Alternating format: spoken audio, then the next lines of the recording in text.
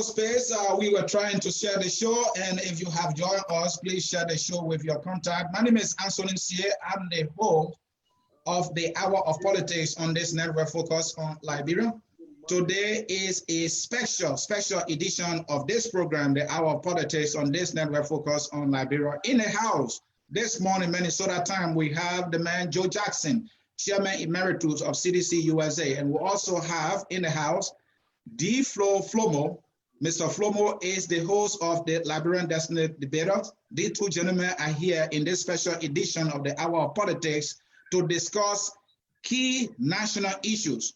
Issue number one will be the December 30th protest. These guys will provide analysis, and when necessary, they will debate the issue of constitutionality and all that. And also, we will be talking about the President First Nation radio interview.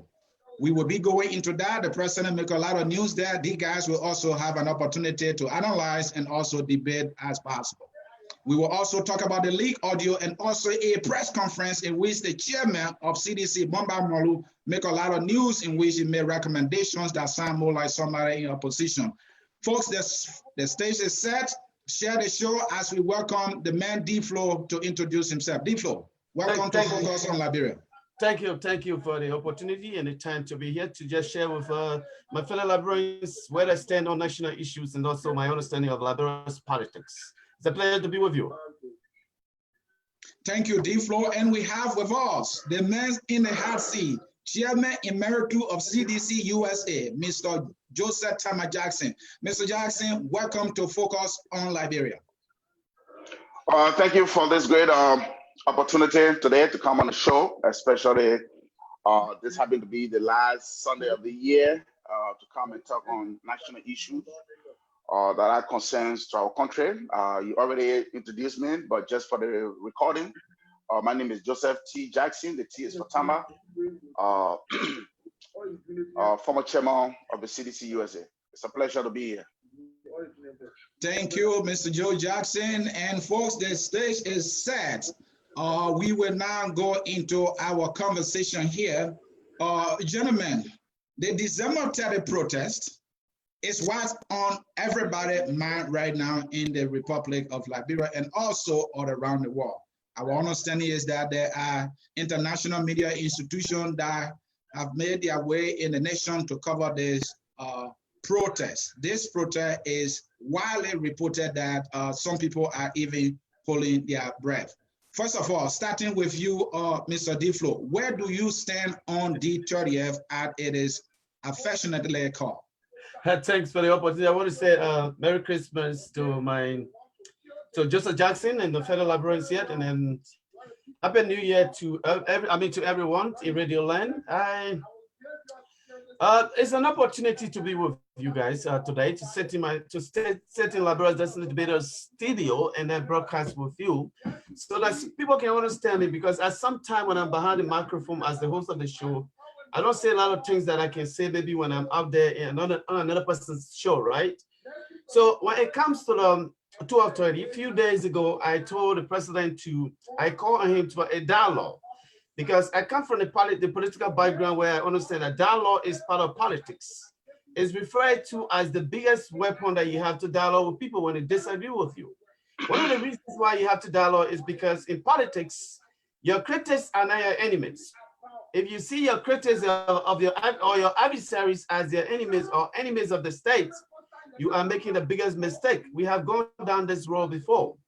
In the case, let me give you an example. When Samuel Doe was in power, he referred to the people of Nima County as enemy of the state and told them when went publicly on radio and said, if you are in Nima County, if you are a son of Nima, you must leave Nima County now or else you will be no more. Fast forward, Mr. Taylor came to power. We saw some of the things that he did. So in politics, you cannot rule up dialogue. Even in our very homes where we live, you cannot rule up dialogue with your partner, whether it's just a girlfriend or you are married legally. You must dialogue in a lot of situations. Except where you think that dialogue has been resolved and the other party is not willing to accept some of the things on the table. So when it comes back to your question, what I see about 12:30, I'm calling on this president again, the leader of the nation. The last minute call. This is my last call for him. accept what you guys are telling. It was agreed upon in one of the meetings that they are waiting to cut off the protest only if you publicly announce a number of things that were mentioned in the June 7th protest. They could cut off the protest, and the international community took that to you, and the president seems to be leaning towards that. But again, so you have a country where certain people are incompetent, they have no other means of survival.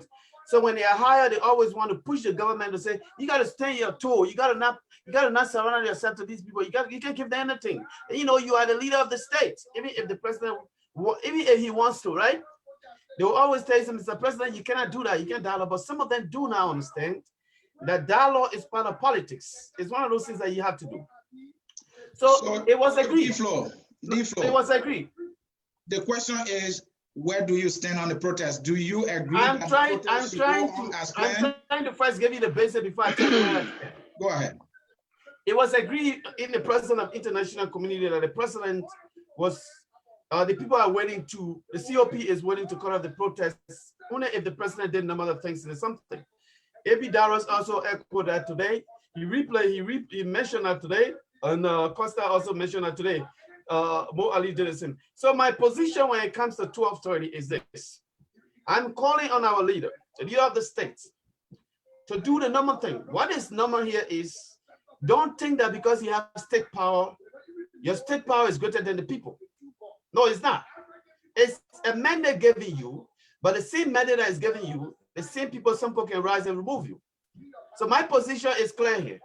The president must do the right thing. What he must do now to avoid more conflict, or avoid more tension in the country, because we know that the international community mentioned this, that there's too much tension in Liberia. In order to avoid that as a leader, you have to take some things that the people have told you. These are things that you cannot just say they are not good enough. Oh, you can't dictate to me. No, what's about these things that you cannot do? So my position is clear. Either the president comes out and make this point to take what was given him from the June 7th protest, or the people going in the streets. 1230 is on course. Nothing will stop it. The United States government told Mr. President, we are very clearly that you must give the people the security that they need. It is constitutional for them to assemble and express themselves. Under our law, no leader should try to tell us you cannot assemble or express yourself as a Liberian. So my position is clear. You made your position clear, and thank you for making your position clear. My question to you is, can you tell me where protest has solved any of these structural economic problems that we are having? Protests have solved problems. Not immediately, not something that you can say is an event. Protests have solved some of the problems in the sense that it was people's protests that led to the departure of Mr. Taylor. It was people's protests that forced Mr. Doe somehow to remove some of his forces, and also understand that the people are no longer in his corner. So what protest does in a situation here is, it makes the president to understand that certain people are not happy with how you are governing the country. So the way you do that as a leader is for you to go back and see, what have I done wrong? Why is it that 70% of the population is telling me that they think I'm on the wrong footing? So that is one of those things. Protests it's not an event. It's not a process where you go into and say the whole country is going to be like Chicago. But what it brings to the table is this. It helps to strengthen our democracy. Protest helps to strengthen our democracy. D-Flow, yes. From the organizers and also reading their demands, they are very clear. They mention things that they want the president to address. Mm-hmm. While it's true the president is here to address these things, why then can't just dialogue? Because protest as an event does not solve those problems. Mm-hmm. So why not have a conversation that will lead to this problem being solved? But the problem there is, we have sent out a message to the president many miles away. I was the first one that said, dialogue, Mr. President, because I come from the school of politics. I'm not just a journalist. I know some things. I might not be employing all of these things that I know, because again, that's the way life is. You can choose what side you want to go and make a living. So I come from the background of politics. I'm a student of politics, meaning I'm doing politics at the same time. I listen to people and I learn from them in politics.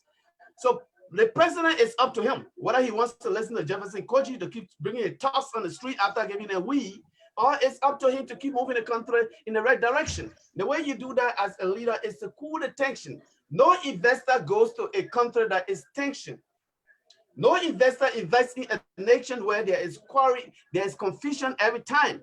So it is up to Mr. President. But don't you think, let me interject, don't you think it is the protest that is breaking the tension? Because it is right now, there's too much tension in the country because of the protest.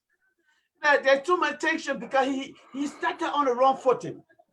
How can a man who just came from playing soccer, who did not have 47 homes, just pull out in less than no time, pull out 47 homes in less than no time?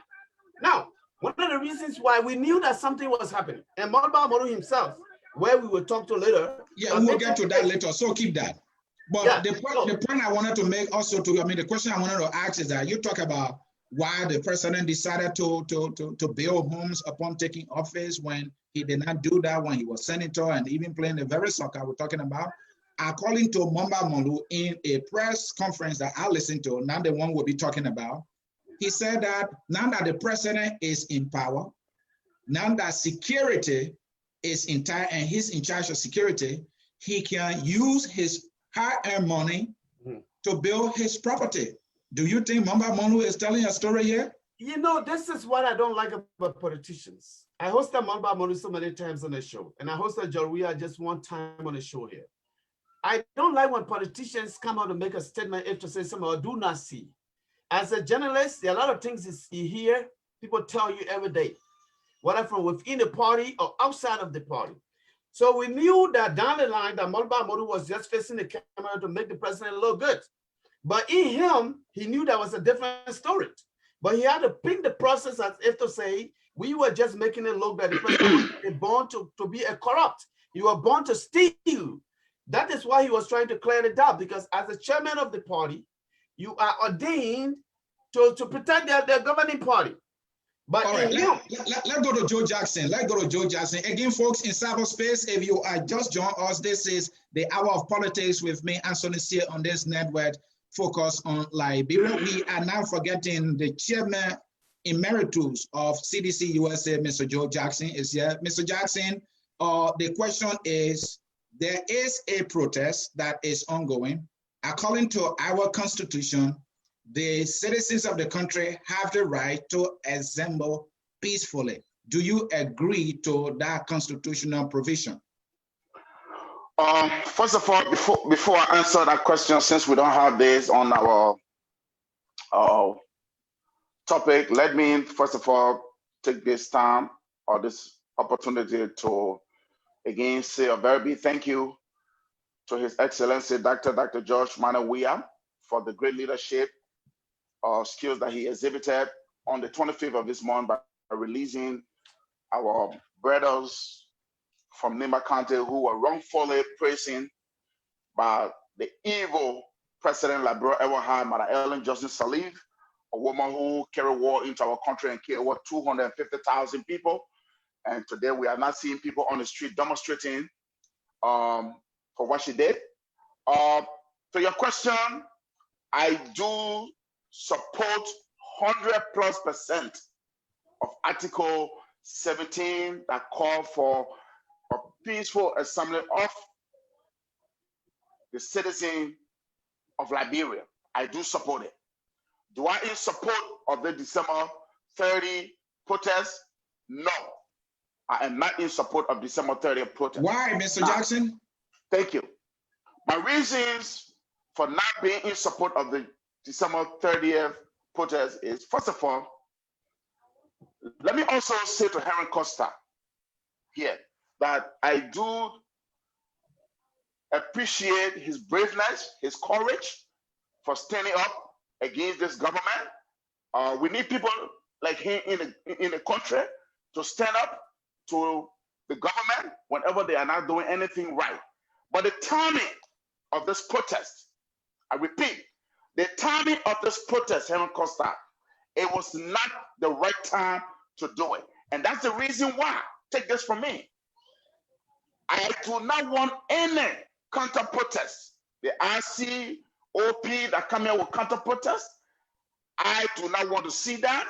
I want to call on the government, and I also want to call on my own party chairman, Chairman Molma Molu, and Jefferson Koji to keep their poison off the street tomorrow. Because any counter-protest against these guys tomorrow, it will be a total chaos in that country. I know for a fact that protest tomorrow is going to be a fiasco. The reason here is that, like I said, the timing of the protest is very wrong. If Henry Costa and his people think that they love this country, that they want to advocate so much for our people, why December 30th? Why this time of the year? This is the most important time in the year for us as human beings, whether you are Christian or Muslim, whatever religion that you believe in, that we assemble to our very places of worship. I know the Muslim did theirs on Friday, happened to be the last Friday. They went in there telling God, thank you again for giving them another year. And I'm just from service today, the last Sunday of the year, giving God thank you for what he has done for me. But my prayer today in church was, God, please touch the hearts of those men and women that will be on the street tomorrow. That let that protest be peaceful. Because this is the time of the year that we come together as Christians, as people, to give God thanks for all that he has done for us. But rather, we are worrying about protests tomorrow. We are not worried again. Some of us will not be so much concerned about giving God thanks, but rather we are worried about what's going to happen in our country tomorrow. So I want to use this opportunity to call on the RCOP, and it was good that the Justice Ministry did not give them any permit, that they should stay off the street. To my party, CDC, you please stay off the street.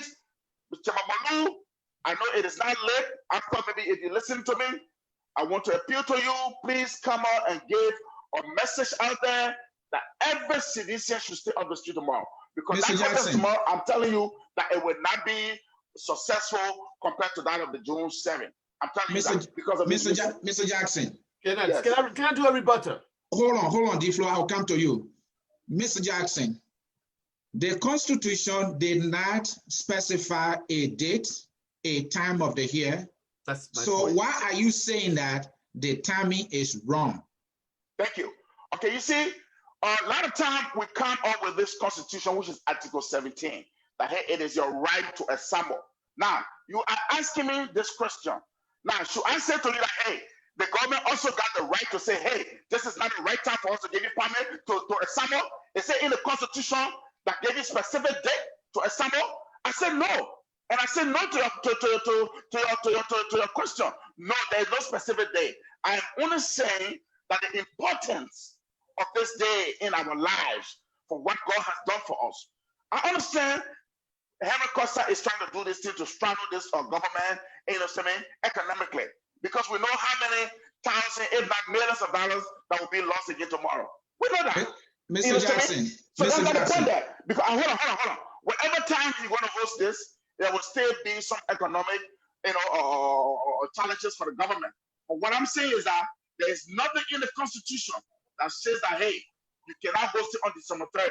Yes, it's the same thing.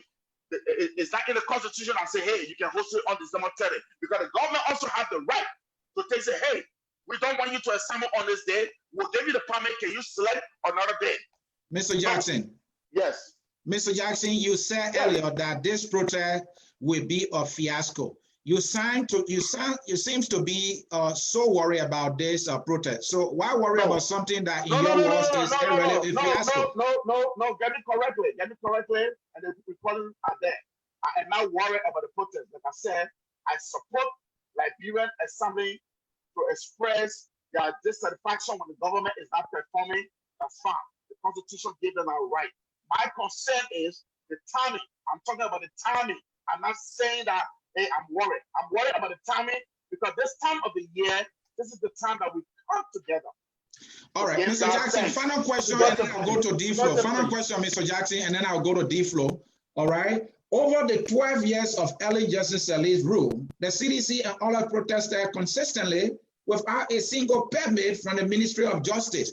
Why is this constant demand for permit anytime people in the opposition bloc are about to protest? Because what we see is that anytime pro-government people or try to protest, they don't obtain permit. Jefferson Koji was in Warsaw yesterday.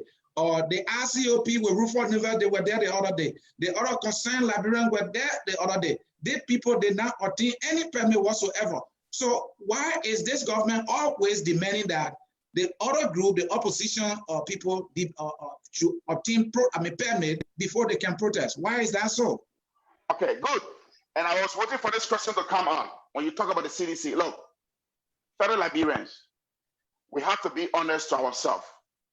Whether I like you, Mr. CA, or not, my biggest thing is to always say the truth and also, respect people. Under the Ellen Johnson Salif, and I will challenge you, I will challenge the D-Flow over here tonight, or anybody who listening, to come out with the proof that during the Ellen Johnson Salif time, we had free speech, but we never had free assembly. There was no time that CDC was allowed to assemble. Every time that we decided to have a protest, we were denied permits, and every time we forced our way in the street before we even crossed my mama's house, the former defense minister, Brani Samuka, Baby Kroma, will use excessive force. They went as far as killing our people over there. There is no political party. There is no human right. No. Let him learn, so D-Flow, you can come in. Hello. D-Flow, you have the opportunity to give a rebuttal to all he said. Thank you. Fine. Anyway, let me learn. Yeah, 1 minute. 1 minute. Yeah. Thank you. Whenever CDC decided to go on the street to protest, we were denied permits. Whenever we made our way into the street, we will never cross Bamama House. The former defense minister, Brani Samuka, and A.B. Kroma will send their men over there and kill our people. There's no human right group today came up to condemn those acts that was committed against the CDC at that time. You know what I mean? So, like I said, my brother, the reason why this December protest is kind of concerning to some of us, and if not, many people outside of Liberia, is that the first message, now that they're trying to change their tone, and that's something that I cannot even believe, and I don't even want the government to believe that, I want the government to be on the alert, is that, hey, they were calling for the government, the president to step down. You cannot, under no circumstances, you know what I mean? Look at a government that was elected 61.5% of the population. Jimmy Jackson, you only got less than 1% of the people coming out to tell the president should resign, should step down because, why? He paid for the 7 homes? Come on, is that a reason why the president should step down? Because he paid for the 7 homes? Let's be real here to the issue here, Liberians. Is that a reason that you're going to tell a president to step down because somebody came up with a fake news and said, $16 billion missing? Chairman Jackson, we will get to that. Whether or not that is fake news, we will get to that. There are 2 democratic ways to remove a president. There's 2 democratic ways to remove a president according to our constitution. 1, Chairman Jackson. Up. 2, you're impatient. Chairman Jackson, go ahead. We'll come to that, but bear in mind, it's D-Flow time now to respond. Bear in mind, UCDC also called for the step down of Ellen Johnson Sirleaf. D-Flow, go ahead and give a rebuttal. Mr. Chairman Emeritus, I want to remind you that what is called politics is history. When you are in the opposition, what you do, they do not erase. They don't go away. What I say publicly, those things do not go away. When I'm behind the microphone, what I say to people, those things do not erase. They are record. You cannot hide behind what your date. I'm going to show you a picture here. This is the current chairman when he was looking like a minority child at the time. Moluba Molu sitting in front of the American Embassy, along with Zanje Vakbe, the current superintendent of Grand Bassa County, sitting on his left side, like Zanje Vakbe. This one again, another one citizens in the streets. Towing what? A coffin. Can you see it, Mr. Chairman? Can you see that, fellow Liberians? Another one here, 200 armed citizens, partisans. They blocked the Justice Ministry. Can you see that? My brother, this is history. You cannot hide from it. CDC months of chain demonstrations. You cannot hide from that. CDC stole months. Headed by Akaros Moses Gray, my friend and brother from the SDA. Defense CDC supporters, Tom Morovia. Another one. My brother, you cannot hide from your shadow. Your shadow is always, it will escort you. It is in politics. What we do in politics, they do not go that way. The only thing you can do that can go away is when you go to the restroom and poop. Because you poop in the toilet. That can go that way. But when it comes to politics, this was done. Everything I'm showing you here, I want to go back and tell you the exact date, the time, the minute as they happen. That's what they call raw politics. Politics was never created for kids. It was never made for people who are delusional. It was never created for people who just think they can fool certain. The only group of people you are able to convince in our body politics are those malnourished citizens that are yet to understand the reality of politics. I live in the West. I live in the United States. No, forget it. I live in the United States. Politics is never something that I've been doing politics for more than 10 years behind the microphone. You, Joseph Tamajasi, you know that. Even your president, John Weah, knows me in that. Your chairman knows me in that. Nathaniel Magee knows me in that. Samuel Tuer knows me to be just like that. So you guys cannot hide from why you're dead. The records are there. In our emerging democracy, our constitution says that all power is inherent in the people. They can alter a change whenever they choose. You know Article 1 and Article 17. When they talk of impeachment, it's Article 62 under our Constitution, meaning impeachment is done quite different. Impeachment is where you go to the Liberian Senate and the House and the Senate, a group of citizens have to put their name on the list and say, look, we don't like our president. Even beyond that, the president can be removed for corruption, gross violation, gross abuse of power. The removal of Speaker Justice Kabina Janet was a gross violation of our law. When a man in his official duty make a dissenting opinion in a case, it's called a dissenting opinion, outside of the original opinion of the court. And then you people took a land dispute to the court to remove him unjustifiably. And look, my brother, you guys cannot have from this. You talk about the Eden Jones Saliva administration. You guys protested so many times. You even have coffee on your head. I just show it here. At some point in time, you even took an unaware of a female. You all said this is Ellen Jones Saliva. Look, you people cannot have from this. Did you say CDC do those things? Oh, yes, I can show you they did. My brother, look, I told you that politics, it cannot have. No, you are talking about a female unclosed, was being shown by a political party? Yes, they did that. They actually wrote a pink, a rare ink, a rare pink, unaware of a female. And Harlem was there in the street. This guy that was running around the street said, monkey, calm down. Monkey, calm down. That is unconstitutional? D-Flow. Yes, sir. The organizers of the protest, some people believe are giving so many messages, that's causing serious confusion. In their request for permit, they say peaceful assembly, and then individuals are also calling for the president to step down. Where are they going with this step down? Some people think it's unconstitutional to ask a democratically elected president to step down. What do you say to that? There's nothing that is undemocratic. After a change, you can ask a man to leave a power, right? To remove, to leave. It is up to the man to say, I have heard you people. The noise is too much. I have received calls from the outside body. They say, look, do the right thing. And the right thing to do is to leave. Look, as long as you can go in front of Donald Trump, I can stand in the face of Donald Trump and tell you, and I can look in the eyes of John Weah and tell him that I dare anybody to convince me as a Western educated man that can read and understand our Constitution. I dare part of law. When you do criminology in the United States, you do law. So I understand part of our constitution. I don't need Musa Dean to lecture me. I don't need Jefferson Kochi to lecture me. I'm not a kind of myopic sort of person. The law says you have the right to say, I sit here at this moment to say, John, we must step down. That is not unconstitutional. It is my free speech.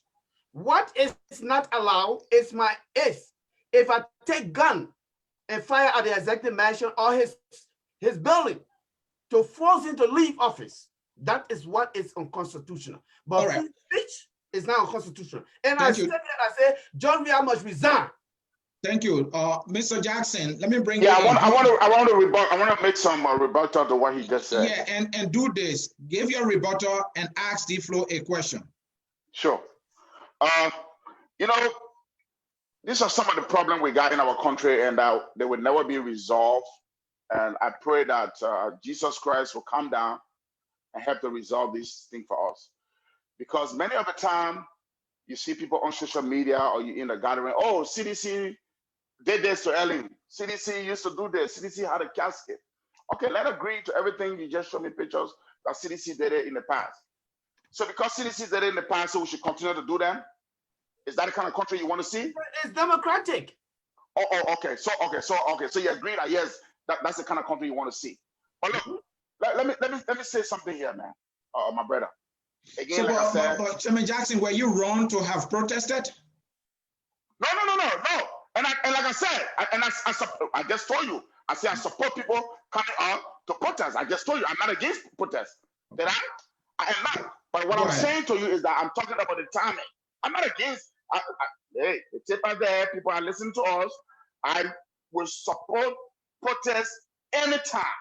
You understand me? But my concern here is the timing. That's what I'm talking about. But now, also, let's look at this. Look at the people who are behind the protest. Look at the people who are behind the protest. These are the same people who rejected this president. My own friend and brother sitting here today ran a campaign on his show that I used to go to, and we debated, and I told him that Joshua was going to be the next president. And we argued for months, coming on his show, back and forth. Okay? The same very people that now wanted to see this man to be president of Liberia today are the same people that come in because they said it. But hey, when this man win the election, we know what we're going to do. We're going to what? Create a safe situation for him. We're going to disturb his government. You know what I mean? Until he comes down. I listened to one of the female, I don't want to call her name. She says she's an advocate for women and children, and she's a human right. But they come on the show, like my friend Jeffrey, you're just trying to stop it right here. They cannot debate the issue with all using any buildings, gates, languages. What is that? Why you have to come here? We have people, children, listening, people that we're mentoring, come here, we come on these social media, and we try to use all these buildings, gate, languages. Why? If I was a CDC person now, or someone from CDC, oh, we know how they are. Different, we got to be very respectful. We got to be very professional when we trying to discuss the issue here.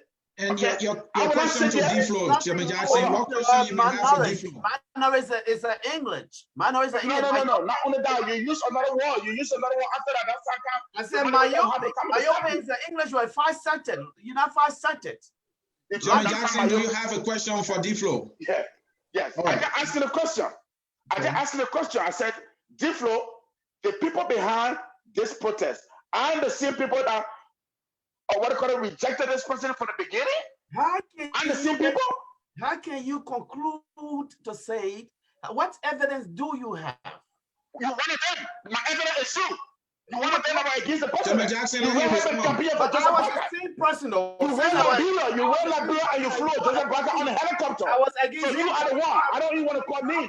But you, I'm the same person. Chairman Jackson, let him respond. Yeah. You just paid $200. You paid $200.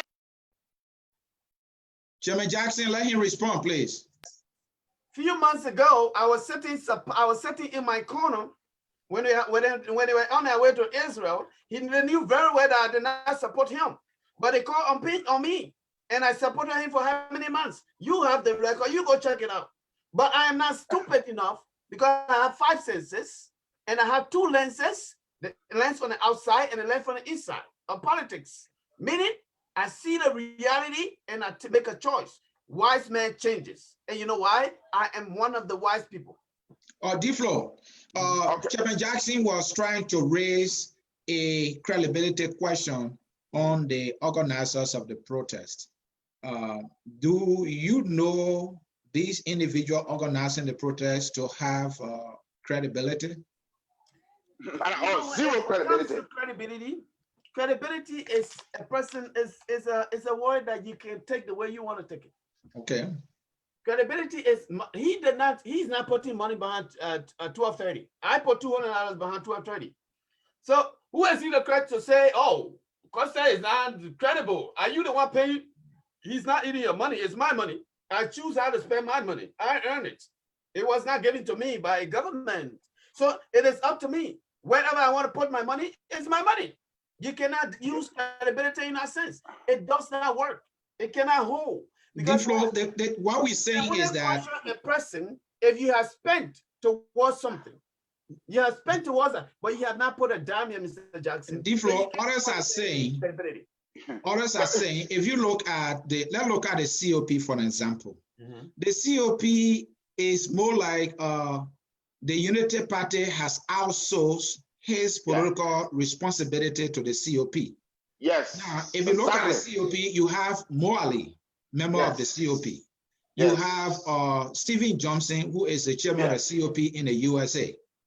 And then there are many individuals, I think Bwaka Jaliba having to be a Unity Party partisan also, and many others. So these are the people who are the key players in the COP, and yesterday they were in power. So for them to be the moral voice today, people are just shaking their head. What do you say to that? You know what? There's something that can really touch me about Liberians.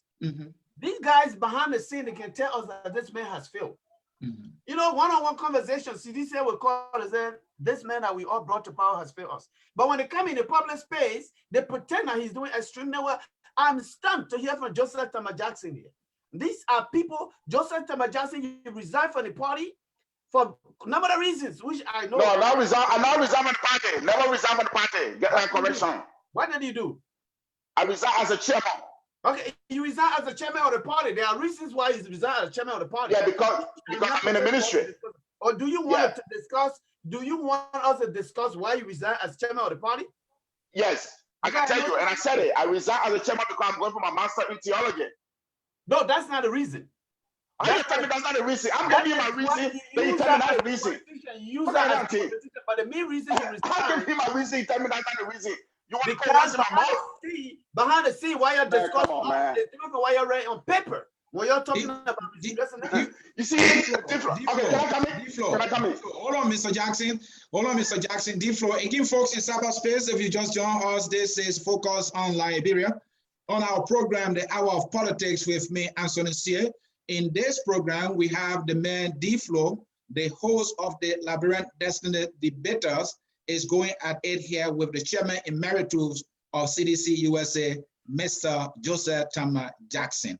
D-Flow, you were trying to say something earlier. Are you saying that Mr. Jackson might be one of those person in the Mr. CDC? Jackson is all of them. They have yet to play their own tip. It's just Malba Moru who came out to play his own tip, right? Yeah, we'll get to that. These people, we have them on record where they can call us and tell us, hey, this man has failed us behind the scene. But those of us that come up publicly to say they want to ridicule us because they think that we did not support. I never joined Unity Party. I'm not a member of Unity Party. Get your record straight. I follow JMB in the campaign. That does not mean that I am a member of Unity Party. I am not a member of any political party. That's for the record. D-Flow, credibility issue again. Costa was heard on one of his podcasts saying that he received 5,000 United States dollars from the government and was given to him by Calasco for the 10 plus months that he supported the government. Doesn't that speak to a credibility question? You know, many of things to do behind the scene. I can show you a text from Samuel to a finance minister where he wanted to send me money and I denied it. I rejected it, not denied, rejected money So in journalism, sometimes people give you money for you to do for job, for service. So let's assume the text that I'm talking about is in this form. If I have taken that money from Toy, the finance minister, why would you consider that as a credibility issue? It's if a CDC discussed with Costa on his show for him to do a number of things for them, that is why. That's service. That you are working and you get paid. So that's not credibility issue. No, that's so media, in other words, media is not free? No media is free. You pay to be here.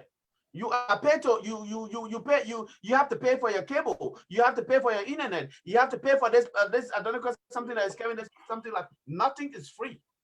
So you must get it. The money must come from somewhere. Except if you tell me you feel comfortable taking your hard-earned money to put it in politics, in Liberia's politics, and just for free. I have done it for years. D-Flow, final question on credibility issue. I believe, many people believe that the language that Mr. Henry Pedro Costa uses all the time are very toxic, to an extent that he has to retract some of the very statements he continued to make. This man carries so much power. He made it clear that he will want to be a leader of the country one day. The way he talks discourages some people. What do you say to that? You know, when there's what we call quick reaction. That is why most often when you are in a situation, you don't make a statement. And I commend Pedro Costa for coming out to say he made a mistake. We all have done that. If you are under a potential, a situation where your life is at stake and you go live, if it happens to me, I will do the same thing. I will make a statement and I will threaten the person. I will threaten whoever I want to threaten. That is usual. That's why most of the time, it is not the right thing to do when you are angry to speak. When you're angry, you walk back. It gives you an opportunity to have a second thought, to process their language, to process what you want to say. But what Brother Costa did is because they attack him. Citizens would like to see him dead. They would like to kill him. They want to kill him. So if I was the one under such a tension, I would have made the same comment. I would have said the same thing. And then a few minutes later, somebody would be like, D-Flow, did you just say you want to kill people? That is an instant reaction. It's a normal thing. Every person will react in a different way. I am just telling you, if that have happened to me, I would have made the same statement. So the point here is, as a man, if you realize that you said something and consciously you believe that your statement was wrong, you come back and take it. So Costa has said, hey, it was an error. It was a slip of tongue. You forgive me. I wouldn't have said, I didn't mean harm to anybody. Costa is not a bad person. It is because these people think they do not want to hear any person speak. D-Flow, Brother Costa has been saying these things for a very long time now. The only reason he's retracting just one now is because the diplomatic heavyweight has gone behind him. But it's the same thing. They have not gone behind him. That we are threatening every day. It's the same thing that we are threatening. Who have said to these citizens that you cannot threaten D-Flow? Who have said to citizens that you cannot say, I will kill Costa when he comes to Liberia?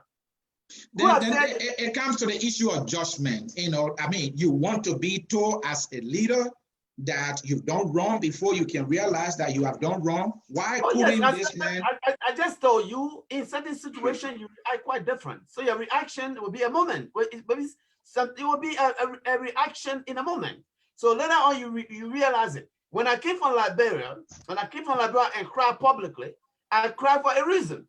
Because I felt that the country is in trouble and citizens were giving me fair information for me to disseminate for them to continue to promote a government that some of them behind the scene. When I leave here, they will tell me about D-Flow. That's your politics, right? Or we give you just selling. But the reality on the ground, you're right to cry to say that the government, the country is messed up. So thank you, D-Flow. Thank you, D-Flow. And Mr. Jackson, your party leaders also have now been an exception here. This thing about counter-protest is more like being sponsored by your government. I'm going to give you credit here. You spoke about it earlier, that you're calling on Chairman Molu to stop any counter-protest whatsoever. I commend you for that. But the fact still remains that why are people in the CDC also making these kind of threats against individuals in the opposition? What's it called? Your information minister, Eugene Fagon, he has been one of those who has been making all kinds of reckless statements all over the place until at some point he has to be suspended. Why are your party's officials, government officials, making these kind of threats?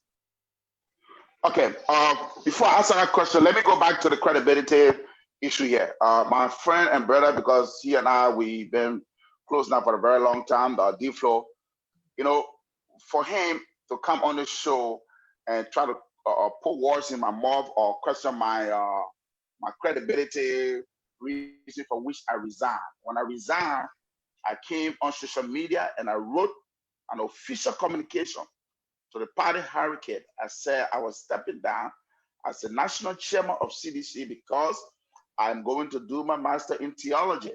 I am still a full bona fide member of this party. I will support this party. What I did the last time, if I have to do it again, I will do it again 100%. Okay? Now, my brother, and like you regularly said, I said it from the beginning of this show, it is the right of every Liberian to assemble, okay? To what? Petition the government for whatsoever reason they deem necessary. Now, I am not in support of any counter protest. You'll leave Harold Costa and his group. Now, I can say something. I'm not a leader again for CDC. Even though the chairman Emeritus status stay goes for me, I still have to be very careful of what I say out there because people can still use that against me. But if an ordinary member just come out and say something compared to the chairman, who is Stephen Logan right now for CDC-USA, come and say the same thing, they're going to hold him to high standard for what he said. So what I'm saying here is that there are members within CDC who will come out, and we see that in America here, who will come out and say things. But when you, the party leader, come and say and say things, people hold you for that. So what I'm trying to say here is this. Henry Costa, like I said earlier, I do admire his courage for standing up to speak on issues. But hey, sometimes the things that Henry Costa says out there, they are wrong. And he got to understand. Henry Costa, you will not. Chairman Jackson, I thought you will respond to what officials in your party have been saying. And now I come in to that. Listen. Let me interrupt the chairman. Most of what you hear from Costa, they are not new on the world stage. They are not new on our body politics. So what you hear from CDC is new, right? What you hear from CDC policy is new. And listen, let us start to have a very good. Let him learn so we can go to our next segment. Thank you. Let us start the time on this one. Yeah, Mr. Moderator, let us try to have please conclude, Mr. Jackson, in 1 minute, please. Before I conclude, let us try to have a very good conversation out here because I see that a lot of people listening to us over here, they're for us to be interrupting other people. When he's speaking, I don't interrupt. I hold on and take down notes and come back to him. You know what I mean? Now, let us go to the issue. Let us go to the issue that you just asked me. If what partisans of my party are saying whether it's right. No, it is not right. I do not want no counter protest, period. And that's why I said for my opening statement, I call on our chairman, the Youth League Chair, Jefferson Koji, to please ask their members or the partisans to stay up the street tomorrow and allow Henry Costa and his men to go and present whatever concern they have to whoever they want to present it to. Because counter-protest tomorrow will be a chaos in our country. And it was good. I commend the Justice Minister also for refusing to grant the RCOP permit to get on our street tomorrow with Henry Costa, because Henry Costa and his group planned the protest months ago. Okay? I am only concerned about the timing. Why is it I have to be during the season time when we're supposed to come together to give God thanks for the good that he has done for us? Yes, then you ask me the question, does there anything in the Constitution that says there's any date? No, there's no date. Also, there's nothing in the Constitution that also calls for them to have it on this day. The government also has the right to refuse them. But I want to say thank you to the Justice Ministry for giving them that permit to go on. So people can come in a party, in any organization, and say whatever they want to say. Thank you, Chairman Jackson. Saying it, but President we are in the opposition. All these things that you hear today going on. You never have President we are saying any negative thing about Eli Johnson Sirleaf.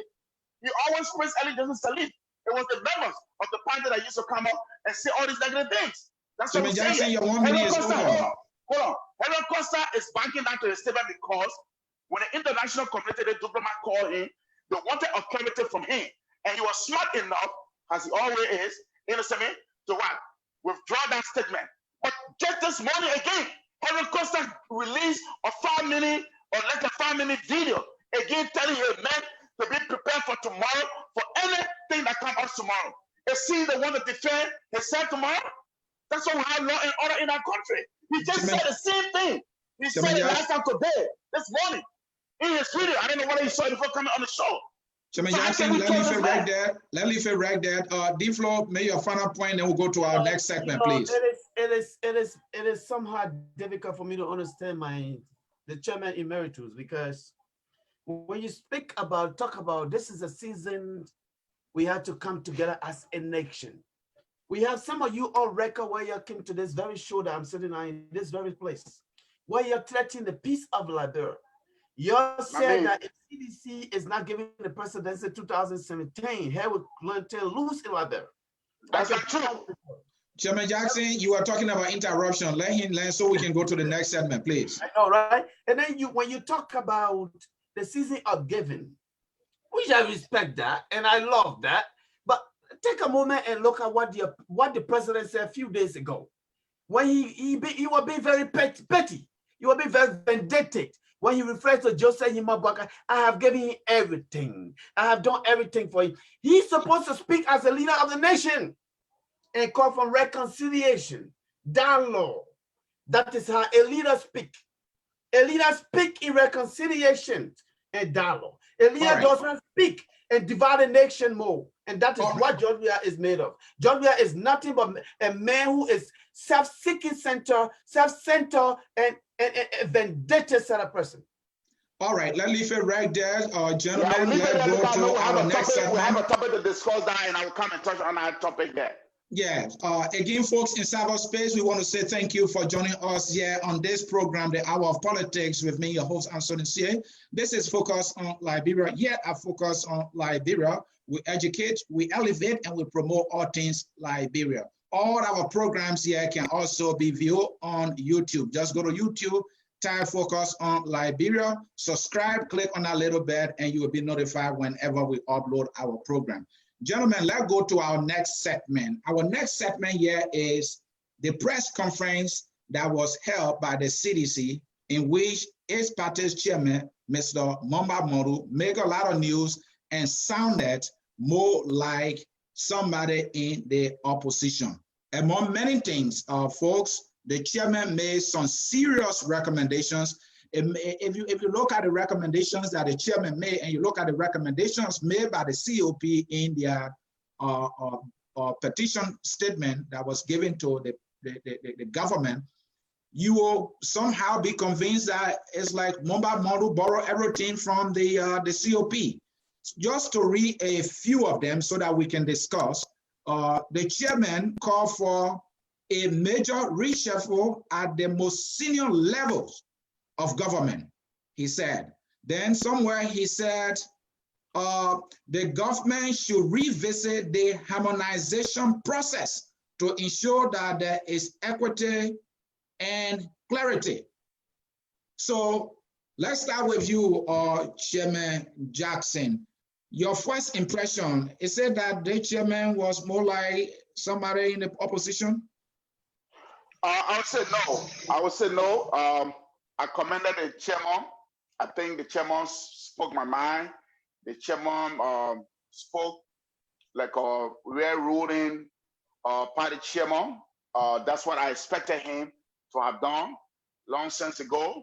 But again, everybody had their own timing. There's time for everything. He chose that time to come out to speak out. And I know the oppositions are taking a lot of things from me that to run with it. But I think the president was not bashing the president. The chairman support this president.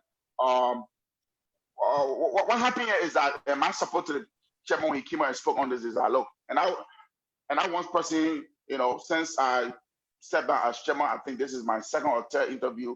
People have been calling me on different shows to come on. I've been very selective as to where to go, how to go, and when to go, and how to say it and stuff like that.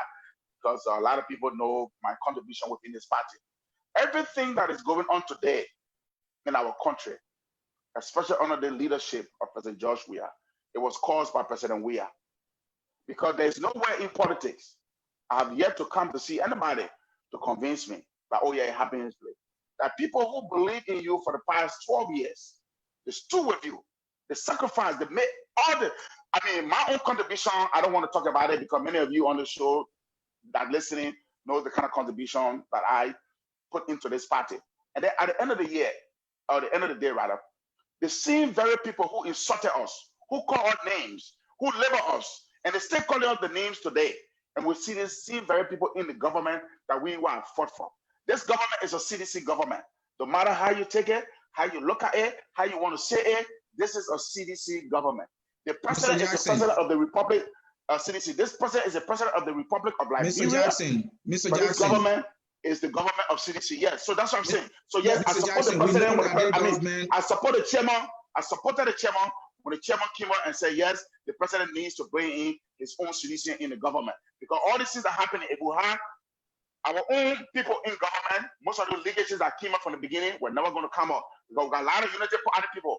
95% of the, 90% of the government officials today that we have, they are all from the past regime. And I don't know the reason why the president did that. That's up to him. That's something that he needs to answer. But I support the president when he made that statement. Yes. Mr. Jackson, let me read something for you. The chairman said, order an immediate investigation into the acquisition of real estate properties acquired by officials of this government during this current period of employment. I'm reading this to you because you are trying to insinuate that if only Unity Party partisans or opposition people had not flooded your government, you would not have some of these things that are going on. But your party chairman is telling you that there should be an investigation into the acquisition of real property by current and past government officials. Something tells me or anybody will think that the president is talking about Magay's home, talking about Tua's home, and also talking about the properties the president have built. What do you say to that? Well, you can't be specific on Tua's home or Magay's home. That's what he's talking about. What's about the Unity Party people that are in the government that acquire property too? It could be one of them that the chairman is speaking of. The chairman made a broad statement. Okay, he never came up with any specific person, whether he was talking to Magay or Tua and stuff like that. So you cannot just broaden it down like that. He was speaking generally. Joe, he was specific. He was specific. He talked about both current and past government officials. Yeah, but who are the people that in the president? Who are the people that in the president? I see very United Party people that was there in the past. I see very people that we have today. So the president's statement, listen, the chairman's statement, listen to me. When the chairman was going out there to speak, he never consulted me, and I never wrote his speech for him. So the chairman was speaking from the point of view that, hey, we see a lot of United Party people in this government who are prospering, and our own people are not prospering. You understand me? So because of that, I think maybe, again, I don't want to be 100% sure, I'm just guessing. I want to believe that where he came from with some of those things that he said. That, hey, I think it's about time that, hey, we investigate the past administration, you understand me, and the present government officials. Because we see the same people that were in the past, all that they did, all that they stole from this government, they're in the government, they still stealing more, and they're doing, and again, I don't want to make any speculation here. I don't have facts on anybody who have stood up from the government. No one has been found guilty, so I don't want to make any false accusation against any particular person over here. Okay? All right, Chairman Jackson, let's bring in D-Flow. D-Flow, yeah. You just heard the one of the recommendations I just read from the chairman. What do you say to that? You know, this is where the people play politics, and I get a little bit confused about our brothers. Our brothers on the other side and sisters on the other side of the political aisle, it just confused me a little bit. In the audio, the leak audio, the president, the man is talking about George Weah, how he goes out and he brings money home in the name of the economy. He solicited money. He brings it home and tells to that I brought this thing. I brought this thing. How can you sit here and say he was not referring to a particular person? The man is pointing finger. He pointed finger at this former broke soccer player, 10% of Liberia. The man was broke. So in the audio, Modu is saying, and you can say this audio is not real. We challenge people to come out and say, that's not Modu. That's not Modu's sons. That's Modu's sons. The man in the audio, he's talking about George Woodya. He goes on the country, he solicited money in the name of the country, he brings it and pay his work. What do you think he's talking about? He's talking about what George Woodya did not have. The man played soccer for more than 8 decades.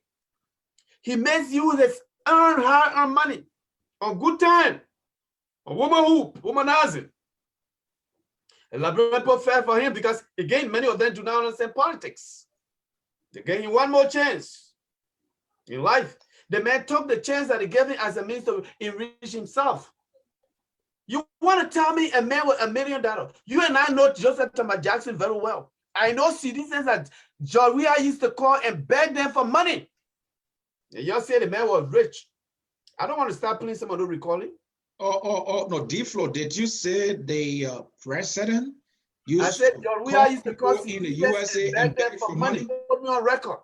I am telling you this, put me on record. Thomas Jackson is sitting there. Look, there are a lot of things you know about this man. But when you come public, you make a lot of this man. Look, if I did, D-Flow, this is don't you think what you're saying is just man propaganda?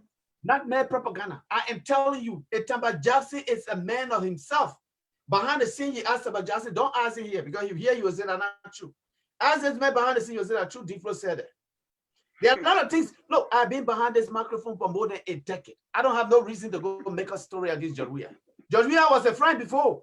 He was a friend.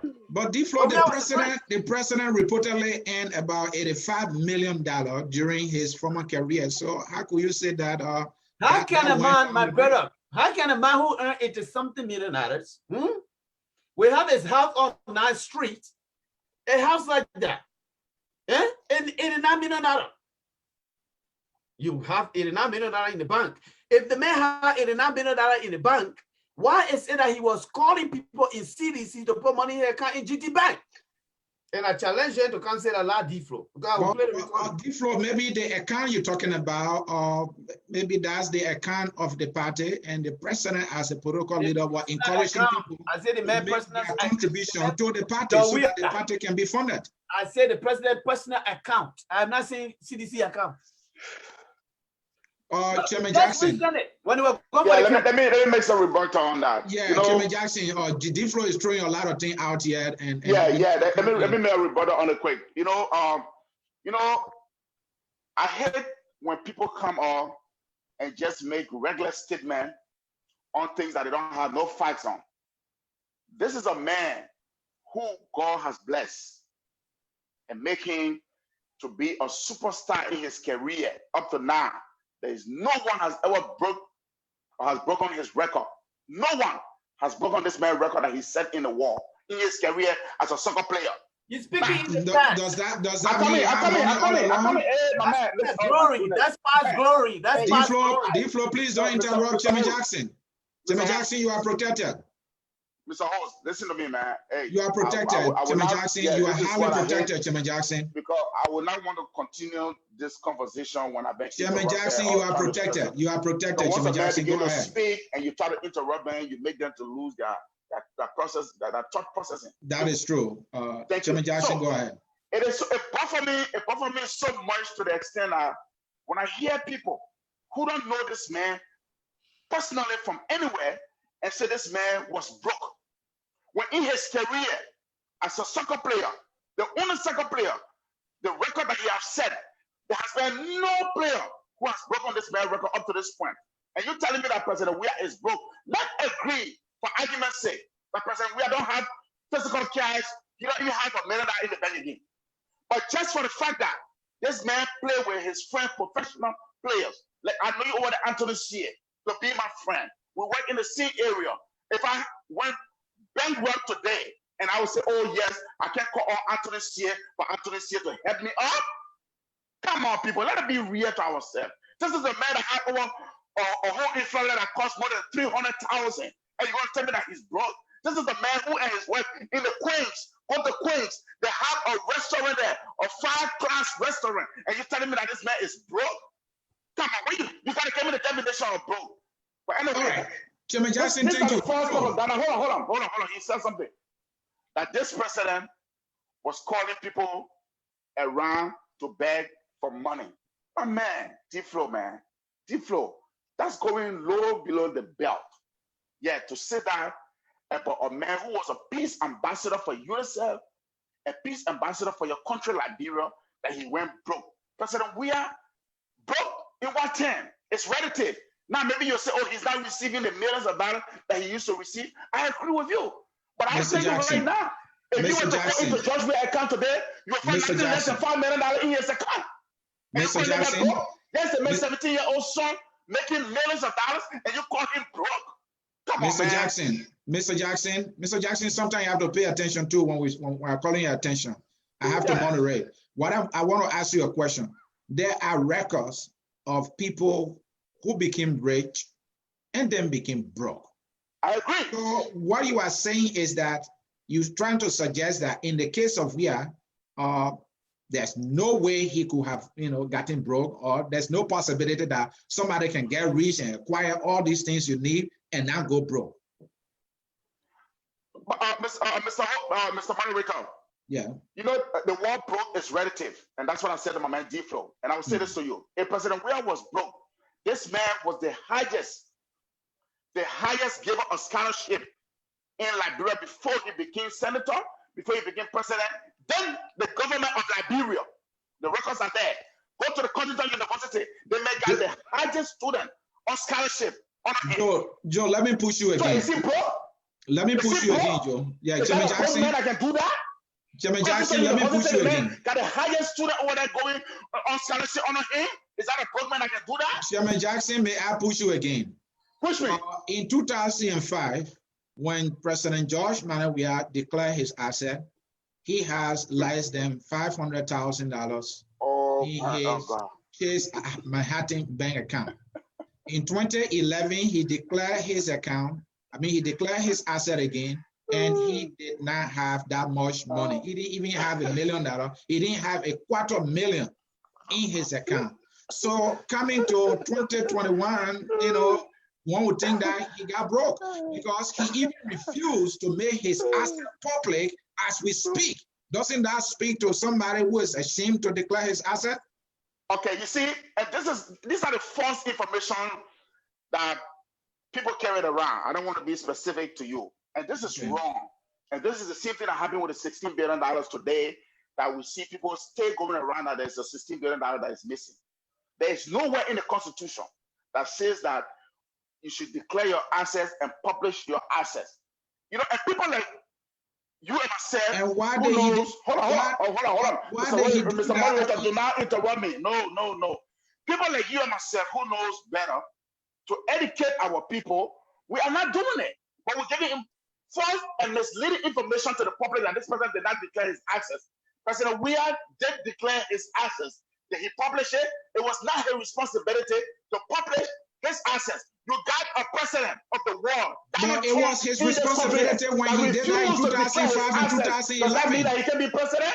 Hold on. You have the world president, Donald Trump, who refused to declare his asset. Does that mean that he cannot become a president of the United States of America? Up to today's day, the people are fucking behind to declare his assets? Come on, man. We need to stop these rhetorics and this false information that President Wia never declared assets. Yes, he did declare assets. If you need a copy of it, go to the archive and then obtain a copy of the assets.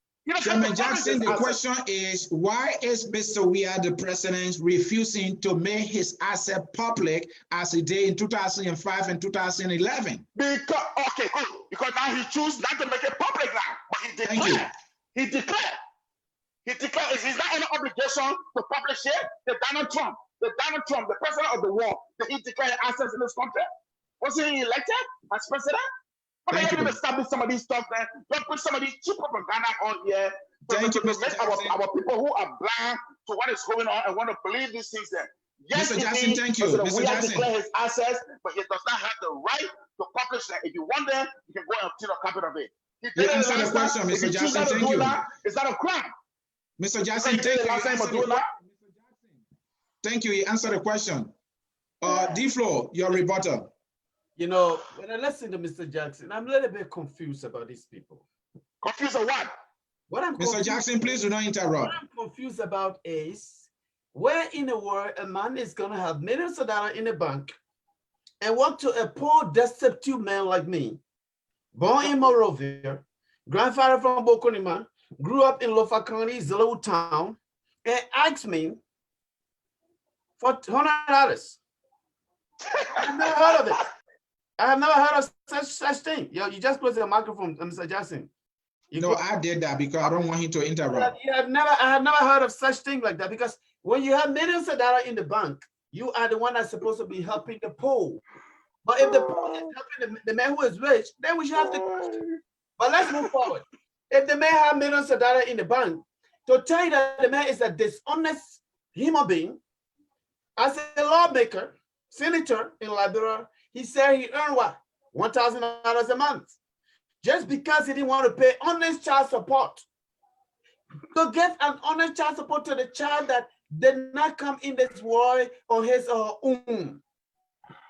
The man lied about that. This man is a liar. Anybody who lies over time is a crook. On the field of criminology, that's how we define people as criminal. Your record will always tell us that this your past will tell us that you are the one. This is your MO. We connect you to a crime based on your past. So in the case of Joria, we can connect him with a lot of these things. So you can come here and educate me. I know Joria. I know Joria personally. You can come here and educate me about politics when you know very well that I spent more than 10 years behind this microphone. D-Flow, somebody listening to you now may think that, because you fell off with this party, so you are bent on saying just about anything to make President Weah ugly. Some people think Mr. Weah is a decent man. Anybody can say what he or she wants to say about me. I did not work to CDC. It was Samuel Toy through a friend called V. Musa Fofana. He placed a call. He had called me so many times that I didn't pick up. So he placed a call through a friend called V. Musa Fofana. He's on Facebook. Contact him. He's from Minneapolis. So V. Musa Fofana, being my friend, he called me and said, hey, our buddy Samuel Toy is trying to reach you, but he can't reach you. So fast forward, he got in contact with me and he begged me. He said, D-Flow, we need you. I need you. We are going to Israel. The president is here. Maggie is here. I said, Mr. Toy, I cannot speak to anything like this because I am a host of a talk show. I am not a person. This is a non-profit. So I cannot tell you I'm going to support your party at this moment. But fast forward, when they came by, he called me again.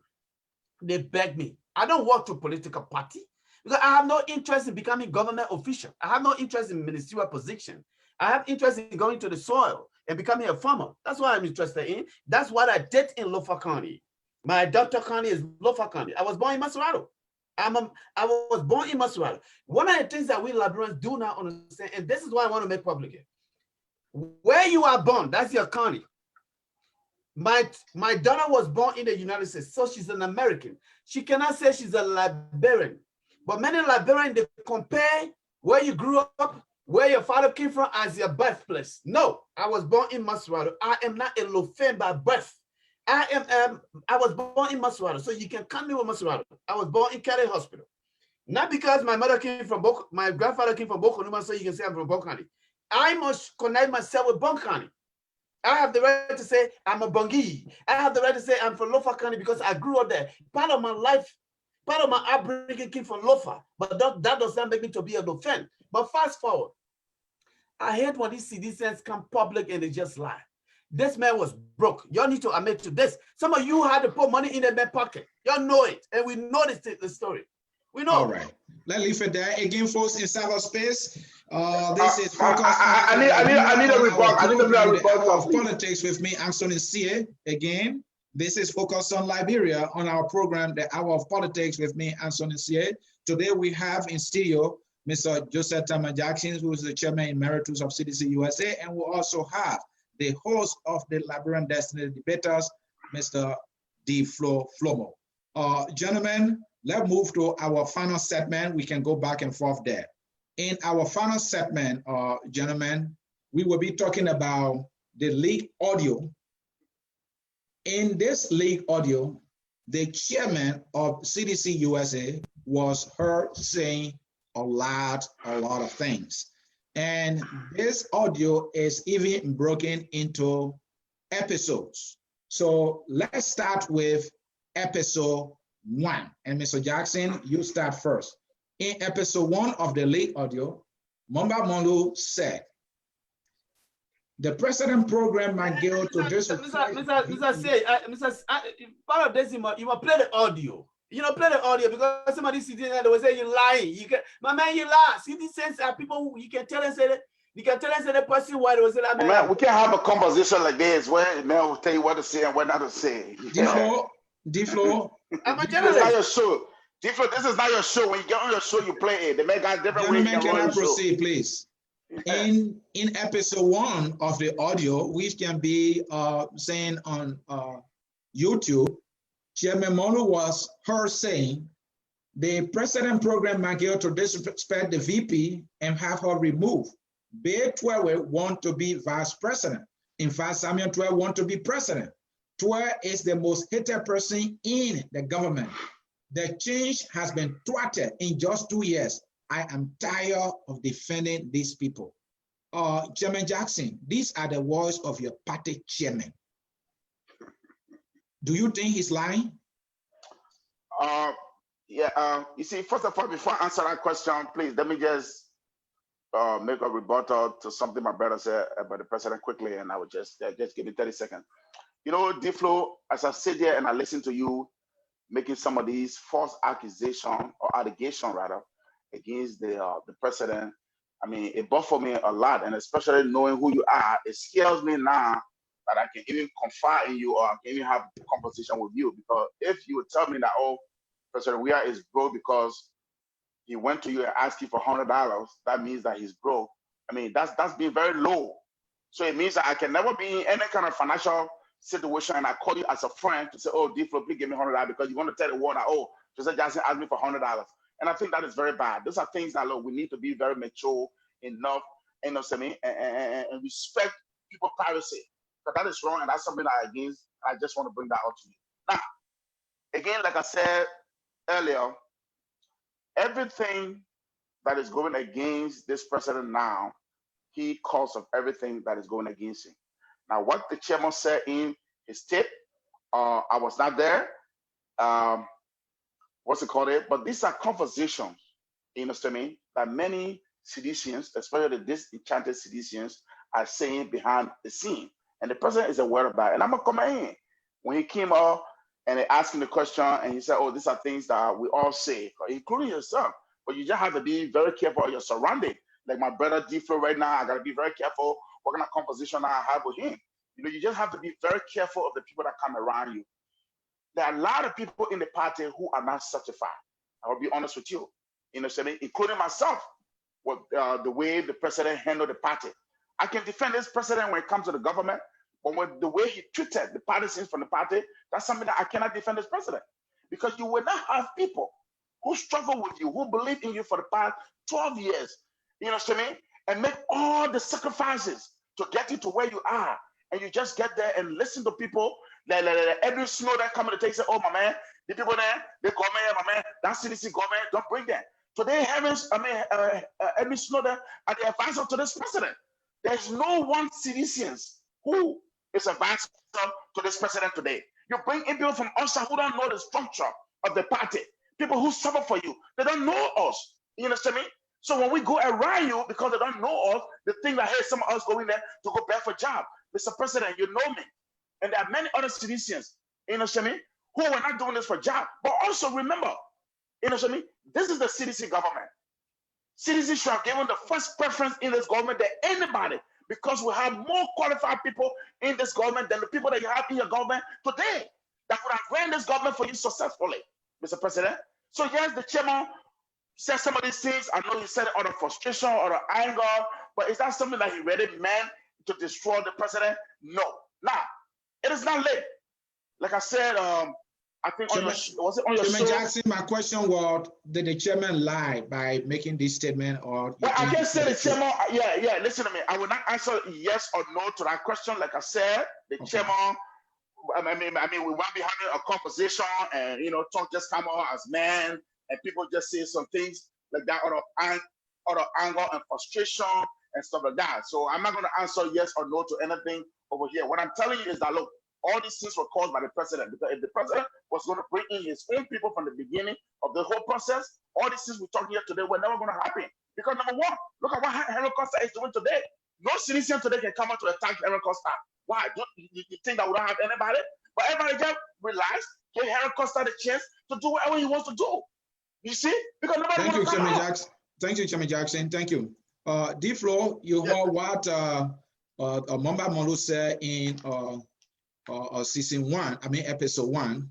He said the president program manager to disrespect VP Joel Howard Taylor and have her removed. Bear Tuare wants to be vice president. In fact, Samuel Tuare wants to be president. Tuare is the most hated person in the government. The change has been thwarted in just 2 years. I'm tired of defending this government. He spoke from his heart. You know, I respect the chairman. I respect my Lofa County connection. I think you guys are called uncle, right? I think so. Yes, yeah, uncle. I respect my uncle, and I must get him this thing. But I have to also admit here, politically, I'm still not understanding my chairman. I don't know why you're being political when you say what the chairman said is the same thing that so many citizens think about the president. So you are admitting, and then you come back and you want to say something to the contrary. When you say so many citizens think like the president, so you are saying that the chairman is right, that he just speaking for the thousands of citizens. Yeah, he said disenchanted citizens. Disenchanted citizens. Look, I interviewed Chairman Molu right to the party headquarters. And this was one of the conversations we had. I could look in his eyes and look, he is a politician. Most of what they say on the surface of politics is not what they think. And then it's a different story. So they present the man when they're facing the microphone that he's doing a fantastic job. But in the inside, it's the opposite. So that is why his thoughts were made public in the broadcast. And this is how many citizens, when you talk to them behind the scene, they speak the same way. We got some citizens that want to resign. Funny member of the party want to resign from the party.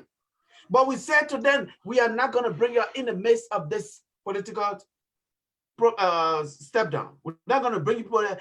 We have some citizens that said, Lionel, funny member of this party, that can show a picture that they are willing to resign. But behind the scene is a different story. So these people are playing politics with the life and the destiny of Liberia. So behind the scene, you say something different. But then when you come in the public, when you're facing the microphone, you change your tone. This is political deviation. This is the least thing I want to. That's why I will never become a politician. I love what I do because I am a straight shooter. I can look in your eyes and tell you, hey, yesterday you told me this, but how come you came here, you tell me a different story? I can go back and play recording of Joria. I can go back and play recording of Mobile Model, Sam, Nathaniel Magiu, and all of them in the CDC, including my own friend and brother, Akaras Moses Gray. I hosted him here so many times. So to listen to my brother, to say what he said here, and this is why I think. But Monba Modu was just brave to come out and say, since I represent the party, I will make it public. John Weah is a corrupt human being. John Weah is ungrateful. John Weah is vindictive. Thank you. Thank you, D-Flow. And in episode 2 and 3, we'll combine them. And this time, D-Flow, you go first, and the chairman will have the opportunity to respond. In episode 2 and 3, first of all, let me read some comment from our followers here in Facebook. Let me now do this to them. Let me read some comments here. Yeah, a lot of comments here. Joseph Hammond, Joria, and his friends are sending Liberia to hell. Trocon Smith, he is not lying. I don't know who this person you're talking about. Orita Miller, opposition fools you're on crime more than us. All right, somebody who might be on the side of the government. Trocon Smith again, the president just did the similar thing. Then we have Pauline Colley, but your president usually tells the world who does favor for. Then we have Gibson say, Mr. Jackson, you are a very smart and intelligent person. Please don't make a fool out of yourself on this show. A warning to Chairman Jackson right there. Trocon Smith again, your CDC is now a thing of the past. You think CDC is done. AJ, now I understand the problem we have in churches. Laugh out loud. And then Austin B. Nurse, the truth will eventually surface. Time will refine everyone gradually. And then we have Solo, Flomo. The English word is on the inside, but not in the inside. Grammar error. Then Billy writes, that's exactly my problem. The fake life that is turning Liberia upside down. Couple of comments there. And so right now, let's go to episode 2 and episode 3 of the League Audio. Again, folks, in cyberspace, this is focused on Liberia. On our program, The Hour of Politics with me, Anthony C. Episode 2, we have Diana, the chairman, Mamba Monu, was her speaking. Diana Nimbo, aka Ice Cream, was offered a job because the president is sleeping with her. He did not use the word sleeping. He used a real word that starts with F, and I am not allowed to use that on this network. And then in episode 3, Mamba Monu again was heard in that audio saying, people will run away from George Manawia the next time or season of election.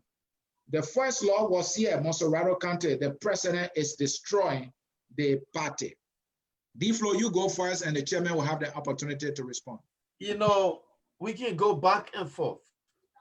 As one of you just read a couple of comments here, and somebody said, I can't say the English is in on the outside. What they say publicly is quite different from what they say in secret, behind the scene.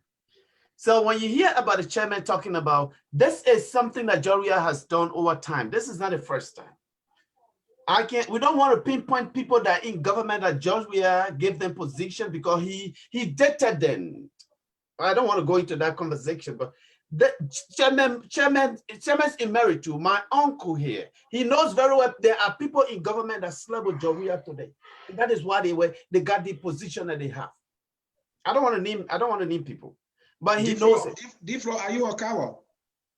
Oh, I'm not a coward. If you want me to name one person, you gotta play hardball. This is the hour of politics on this network. The reason why I don't want to play hardball, I'm on your show. I want to respect you. I want to respect your space. We allow you to play hardball. Just don't use words that are, that cannot be easily or digested. Go ahead. Well, I don't want to go. I don't want to call names. I just going to leave it like that. But okay. I respect your right. I know some of them from right here in Minneapolis, from where I sit. They're a few miles away from me, right there in Blaine. Some of them say, this person is a live in Blaine, and this person is a minister today. I don't want to call her name. But if somebody was to challenge me in my own podcast, I would tell you, say, this is the name of the person. And the person is a married woman. She's married, right? But she is dating the president. She comes from the southeastern part of Liberia, but I'm not going to go there with that. So it is just heartbreaking. It is heartbreaking for people to, you got to choose your country over an individual. There's a reason why I left CDC. The reason I left CDC is because I did not go there. I went there when they begged me to support them. I thought they had good intentions. So when I saw the light and I began to see the reality that these people do not have good intentions for the country, Samuel Twe is a crook. Magiu himself is not straight, and John Weah is a 4-1 leader, a broke former soccer player. I said, I cannot put my reputation on the line for these guys. I cannot put my reputation on the line for these guys, because that is why I spent only 1 week in Liberia. To see for myself, as a journalist, that's one good thing you have to do in the media. You always have to go to the scene. You have to visit. But if you don't visit, you will not know the totality of the reality. You will depend on Front Page Africa. You will depend on the Daily Observer, or you depend on the Heritage newspaper. As this, you cannot verify everything that you read on this paper. from the paper, you cannot. So every time I go to Liberia to see for myself and acquaint myself and make myself to know the reality on the ground. So when I visited Liberia,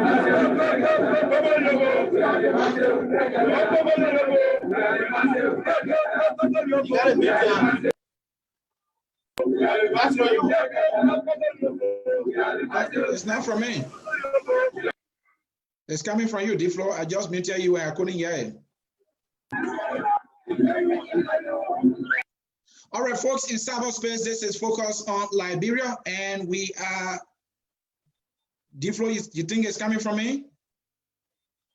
No, D-Flow is coming from you. Anytime I mute you, I don't hear it. Anytime I mute you, I don't hear it. It must be coming from you, I'm sure. Again, folks, in cyberspace, this is focused on Liberia. On our program, The Hour of Politics with me, Anthony Cyr. We are in the final segment of our conversations on national issue with D-Flow and Chairman Joseph Tama Jackson. We are now discussing the leaked audio from the CDC Chairman Mamba Molu. Yeah, the noise is coming from your end. Let me mute because it's playing from the background here. It looks like somebody is playing the show from the background, so I don't want to. I can assure you it's not coming from me anytime YouTube, but it's okay now. I'm not hearing it anymore. Okay. That's coming from you, D-Flow. That's hold on. So, folks, in cyberspace, this is focused on Liberia, the hour of politics with me, Anthony Cyr. We have D-Flow in the house, making some technical adjustment down there, and we have Chairman Joseph Jackson comfortably. All right. Yeah. Okay. All right. So, you're good now. The discussion, right? Mm-hmm.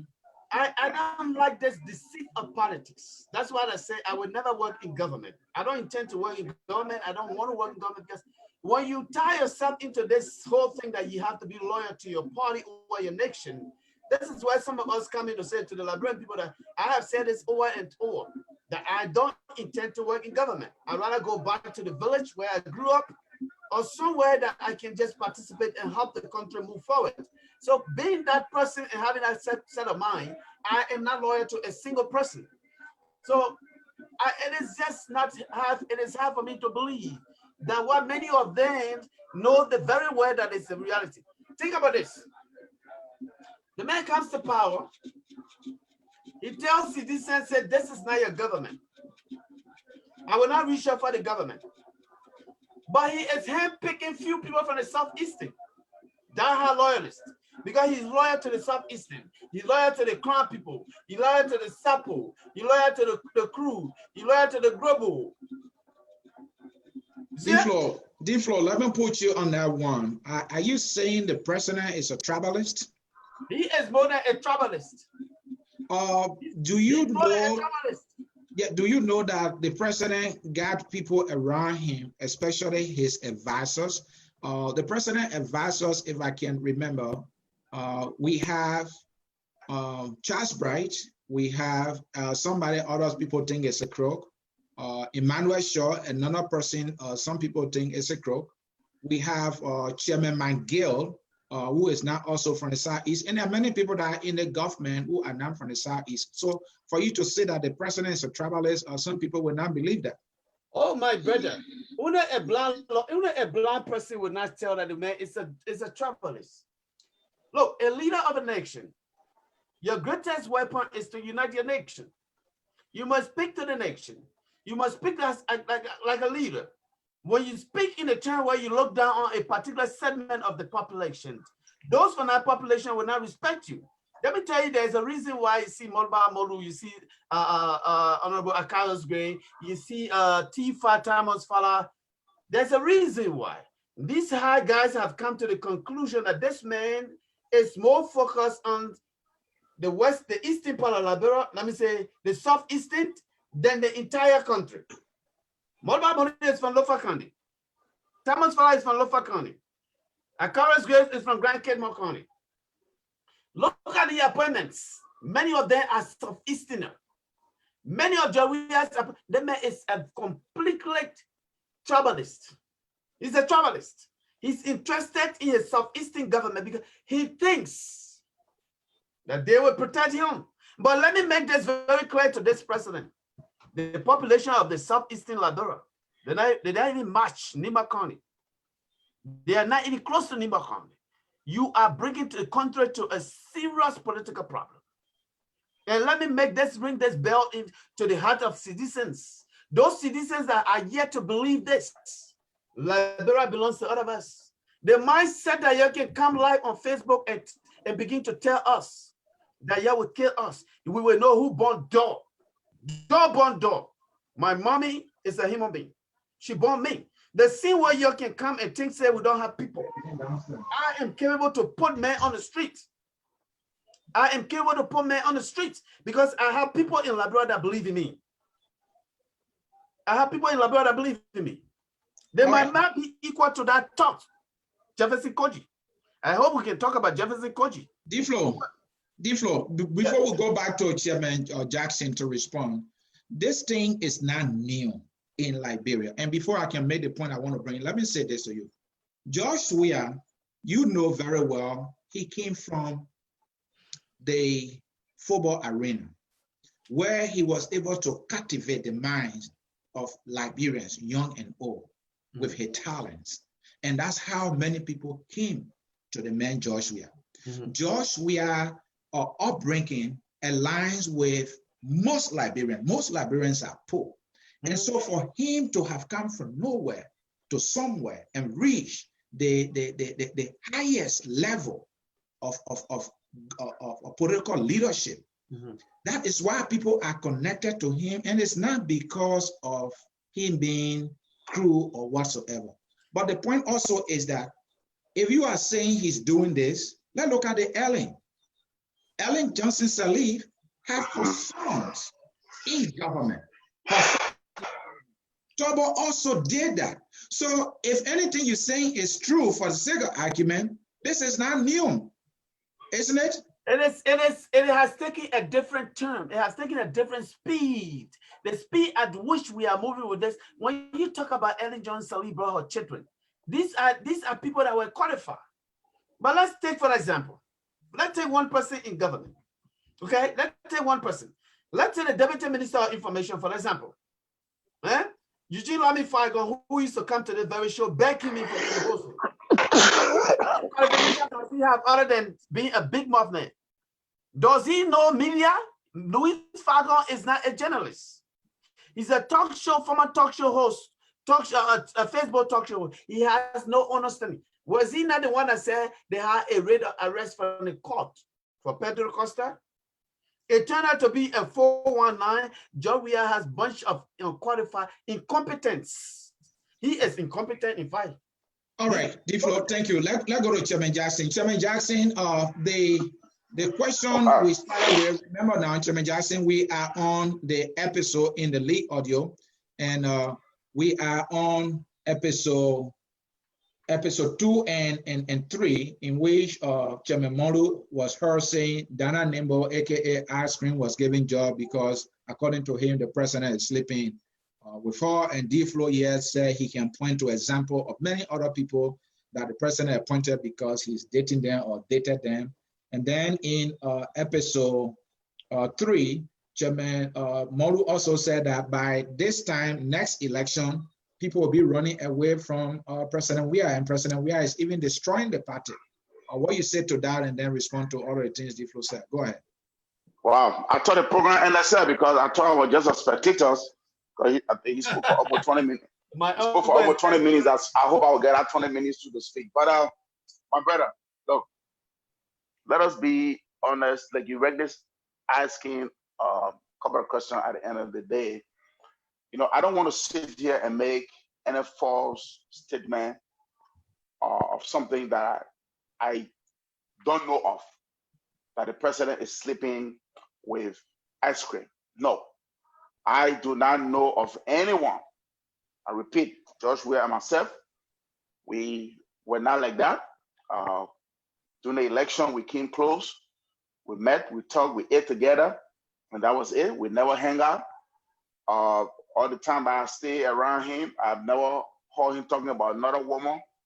So I would not sit here on this show because I have a disagreement with him, the way he handled things in the party, and then come and make false statement here. My conscience will not serve me right.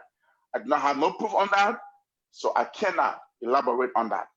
Because for you to come out to say something like that about another man, I look at you, I say, oh, Anthony CA is sleeping with another woman when I know that you're married, I must be able to have a proof to that. But again, like I said earlier, some of these things were said out of frustration. Because looking at Eskrin, who was a World Food Program driver, and you took her and carried her to MPA and make her, human resource director in less than 3 months. You made her deputy managing director. Of course, everybody will get hurt. Myself, I got hurt because that position, I'll be honest with you. I tried to get that position when, what her name, not Mary, what did her name? Cecilia Coffee Brown. Cecilia Coffee Brown, when she was there. That position was to be given all to my cousin. My cousin worked for Omil. He supported CDC. He's a strong citizen. But when the guys were working for Omil, they stayed back. They didn't bring their face to the picture. And this guy talked to me. I went there. We went to Coffee. Coffee gave him a job. The only person that remaining now to have just signed for this man to get a job was Bill Traore. And they refused to give the job. Only for me to hear say, oh, this girl was given a position. I said, wow, who is she? Is she a citizen? Because yes, a man who was a citizen who spent over thousands of dollars to support this party, and he couldn't get a job. So again, I don't know what kind of connection the president had with her, whether they were dating or not. I mean, I've never seen it. I don't want to speculate, make any false accusation over here. Something I don't know. Maybe he did it out of goodwill. But I think the best thing for me. I think it was going to be better for the chairman to have recommended somebody to have been in that position, or two citizens that we know. I think we're going to be better than having someone that many of us don't even know who she is, where she came from, to get such a lucrative position when you have qualified citizens in the country that up to this time, they have not have a job. The deputy chairman for administration, Dagba William, very smart man. This is a man that monitored all the counting of the ballot boxes that were coming in. That man was out from the day of the election to the next day. And today we have that smart man sitting over there, have a job, but you have someone who we don't know from anywhere came and you gave them that type of position, look at the position. To me, I think it was wrong. But to say whether the president sleeping with this lady, I don't know that. I don't want to make any comment on that. I mean, quick question, Mr. Jackson, for you to continue. Quick question for you to continue. Yeah, with the president of carrying himself as a feminist president, meaning somebody who supports women empowerment. And so maybe this lady is qualified, maybe is part of the president policy of empowering more women in government. Don't you think so? It's possible, but is she a citizen? We have a lot of qualified, female qualified citizens. Why is it that those qualified female citizens could not hold that position? That's what we're talking about. Chairman Jackson, maybe she's a Liberian. Isn't being a Liberian the most important thing for somebody to work in the government? Yes, I agree. Being a Liberian is the most important thing, but the first priority should have been given to your partisan first, and then you can bring in other qualified Liberians. I agree with that, and I'll support the president to bring other people from independent people who are not part of any political party to bring them in, because we got a lot of them who are qualified in the country. Of course, I will recommend them, and I would love to see the president bring some independent man into the government than to just have the government being filled out with a lot of oppositions who criticize us, who say all kind of demean things about us, and today they are in government enjoying what we saw over the past 12 years. It hurt. And I think that's why some of the frustration came from the chairman, because the chairman never had no control when it comes to empowering its own partisans. You know what I mean? So, but these things, like I said, these things were male talk, and I know this chairman is in 100% support of this president. It's good that this president have come to support this chairman, despite all the things that opposition want to do to break this chairman and the president. I want to commend him on that. Chairman Jackson, quickly on this lady, have you done your research to know whether or not she's qualified? One would think that she's qualified. That's why the president appointed her. Well, okay, now I'm not talking about the qualification. I'm talking about empowering your own citizens so they can have a lucrative position. But I am asking you about qualification. I am asking you about qualification. Have you done your research to know whether or not she's qualified? Hey, I just told you, I am not basing my argument here on qualification. I'm basing my argument here based on the partisans not being given this job. Okay? So I think the first preference should have been given took the partisans. That's what I'm talking about. All right. Yes. And another thing the chairman said, before we come to you, the DFlo, the chairman said that the president is destroying the party. Is he saying the truth, or you disagree with Chairman Molu? Oh yeah, but I mean, I just said it. I said that's where the frustration comes in, you know, because if you have people that work with you, who have been with you for 12 years, and they put you to where you are today, and you just look at them, and people come to you and they say, oh no, Anthony, see it. Oh, your children that you born, my man, forget about the children, man. The children, then they can make it on their own, and you're now a billionaire. You know what? You need to go outside and help other children. That's wrong. Thank you, Chairman Jackson. And I disagree with that. I agree with the chairman when it comes to that. Yes, the president, you see, look, let me say again. This chairman, I mean, this president is very smart. You know what I mean? Immediately the things came up, he saw that, hey, it's about time that, hey, he can't, that what do you call it? He called the party chairman so that we all can come together. That's the reason why they're having a retreat in February.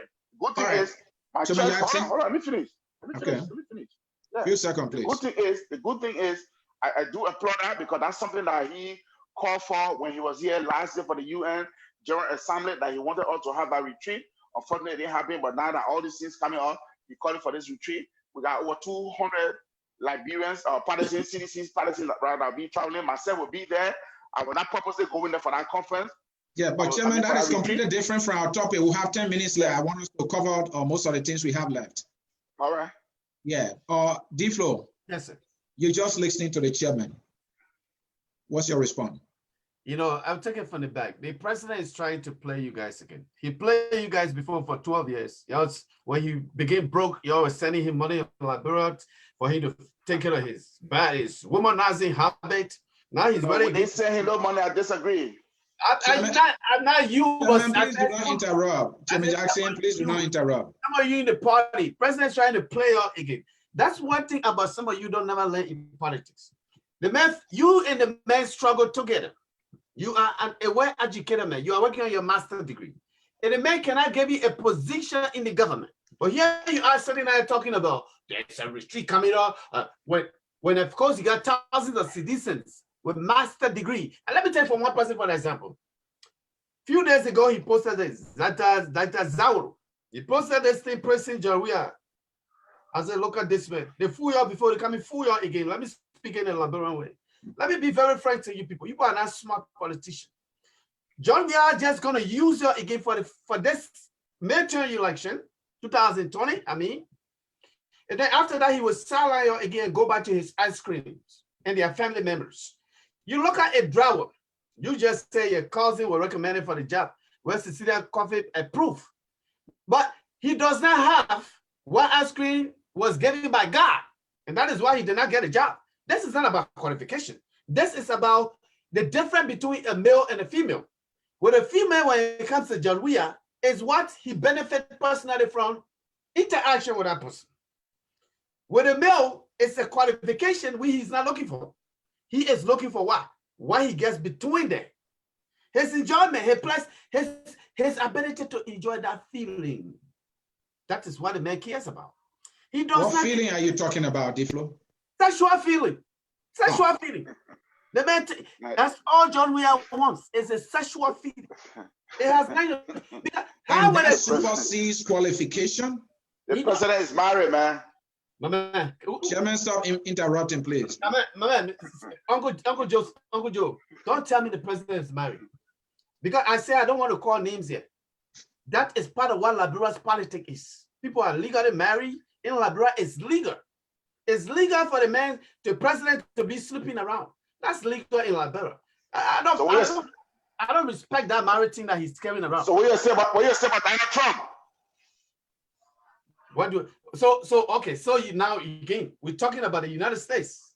We're talking about the United States. So if we're going to do comparison between the United States and Liberia, if Donald Trump violates the law, if it was against the law, impeachment will be taking place. But that is, give me the chance, let me learn. Don't let me, you say you don't mean to lose your time. Chairman, let him respond. We don't have much time. If your cousin is well qualified for the position which you recommended your cousin for, and then the president decided to pick somebody because he has to enjoy that pleasure that he cannot go without it. He cannot go without that pleasure. He's wanting to sell the nation, to give the nation, to give a position to people who are completely incompetent. This girl, there is possibility that she does not even have an associate degree to be in such a position. Look, if this man really serious for governing Liberia, absolutely not. Absolutely not. If this man was serious to govern this country and lead us as a leader, you will not see men like Zata. You will not see men like Ato Vatupa sitting there. You will not see men like Ato Zakaman sitting there. You will not see Joseph Tamba Jackson sitting out here. And many other citizens. But you know why? This man will use you because some of you will never understand politics. D-Flow, Yeah. what you mean that the president is not serious about governing the country? The president said in his interview sometime back that in this business of governing, he is looking at it like a football game where a team will have some people on the bench. And once he gets to know that other people on the pitch are not performing, he will be able to make substitution.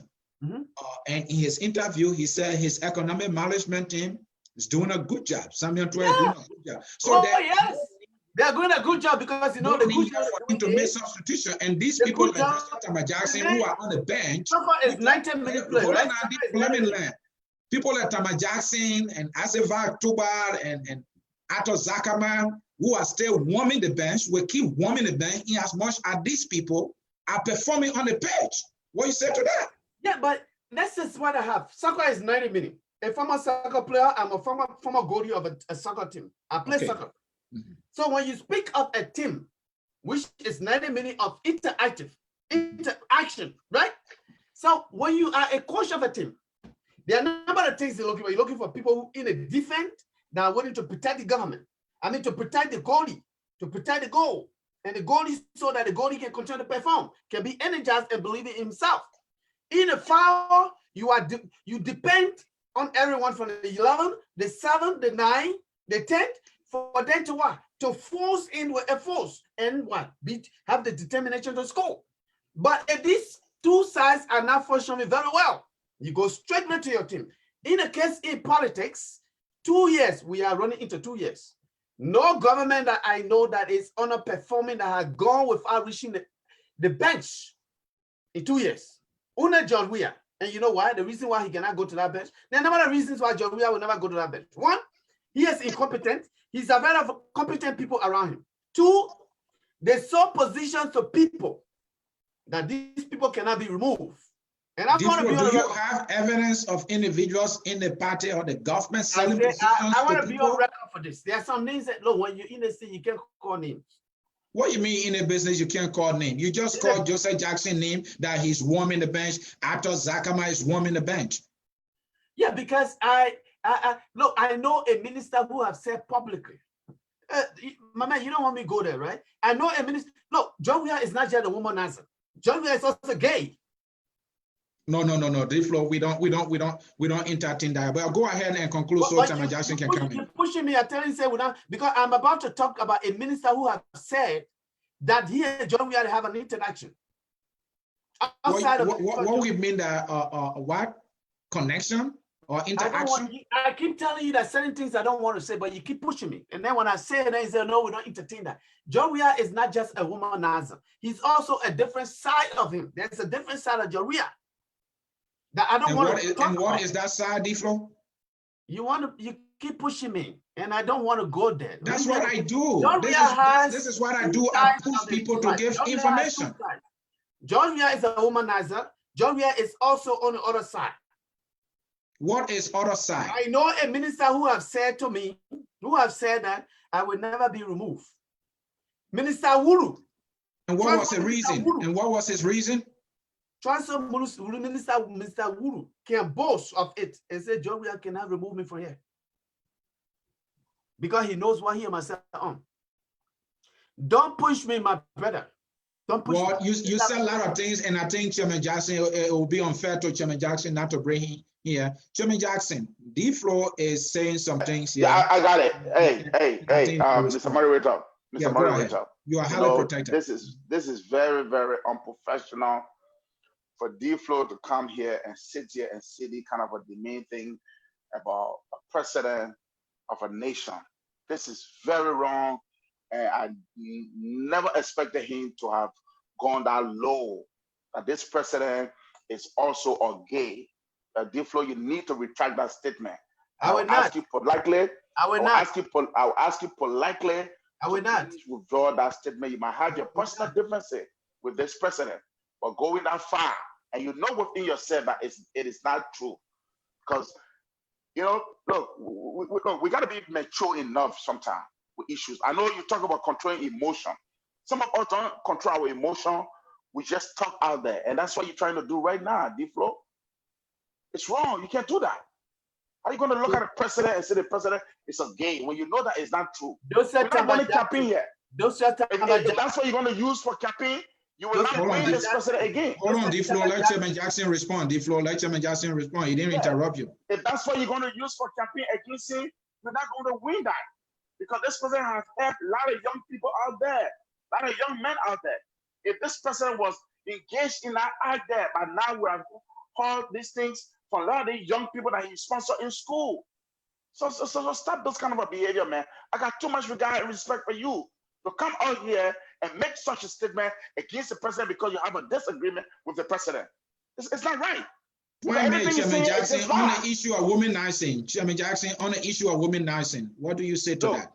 On the issue of womanizing, I just told you that President Weah and myself were never close. And I'm not going to sit here to make any false allegation against this president yet. That because he gave a job to a woman, a female, it means that he's sleeping with that woman. I can say that. And I don't know any woman personally that President Weah has slept with. If I knew it, I would say it. But I don't know of anybody personally that, hey, yes, President Weah has slept with this person. Chairman Jackson, how will you say that when you are the one saying that Diflo is going low for saying something similar? So how will you say that? Say what? You just said Diflo is going too low to be saying that President Weah has crossed the road where one Wulu, and he shouldn't be saying that, and he should retract his statement. Isn't that an equivalent of why you're saying that if you have knowledge of Mr. Weah or President Weah sleeping with another woman, you will say it? Yeah, I say it. But I mean, listen to me. I don't know that these women, because he's making allegation here. He is making false allegation here that those women that the president gave job to even want to make a reference of somebody from Minnesota. Diflo, you gotta be very professional. You are a journalist, okay? You are talk show host. You gotta be very, very professional. Because if you come here and look at somebody who is married and say, President, we are still with that person, you can be taken to court because this is all recording now. You have to prove it. Did you ever say, President, we are sleeping with that person? Or you hearing yes and this it? Or because they both have a very close connection? Chairman Jackson, quickly. The issue of womanizing has been coming on now for some time, and Molu also made the rest of revelation in the audio. Hold on, Chairman Jackson. Prince Johnson was also heard in a video this time around saying that the president is a drunk, the president is a womanizer, and that the president needs to stop that behavior. And he even threatened to pull his support to the president. So Chairman Molu is not the only person saying it. So why are you having some doubt about it?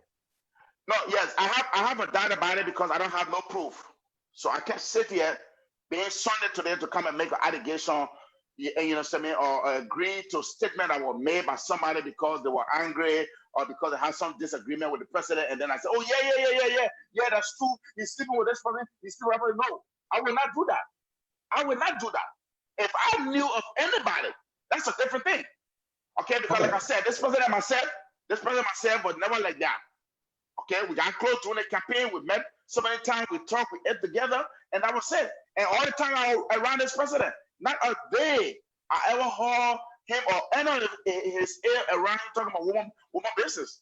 I'm not defending him when it comes to that. Chairman Jackson, thank you. Chairman Jackson, thank you. Again, folks, in cyberspace, this is Focus on Liberia on our program, The Hour of Politics, with me, Anson Nsie. We have the man Diflo here in an intellectual battle with the Chairman Emeritus of CDC-USA. This is the Hour of Politics. Here we play hardball, and we're talking about real hard politics, and Diflo is now buying down. Diflo, I know you wanted to come in, but let me give you the last one, and then you roll on that. You are a man, Diflo, you flow. So flow with this one. Why you go ahead and say what you're about to say. Episode 5 and 6, Chairman Molu again was heard speaking. The president destroyed the whole revolution. It will take a miracle to revive the economic woes. The president is hijacked. Magay told the president that certain people in the party have ambition. So empowering these people will be detrimental to him, the president. So certain people have been isolated. That was episode 5. In episode 6, he went on to say, the president can't take kindly to criticism, even when they are constructed. The president does not like to be advised.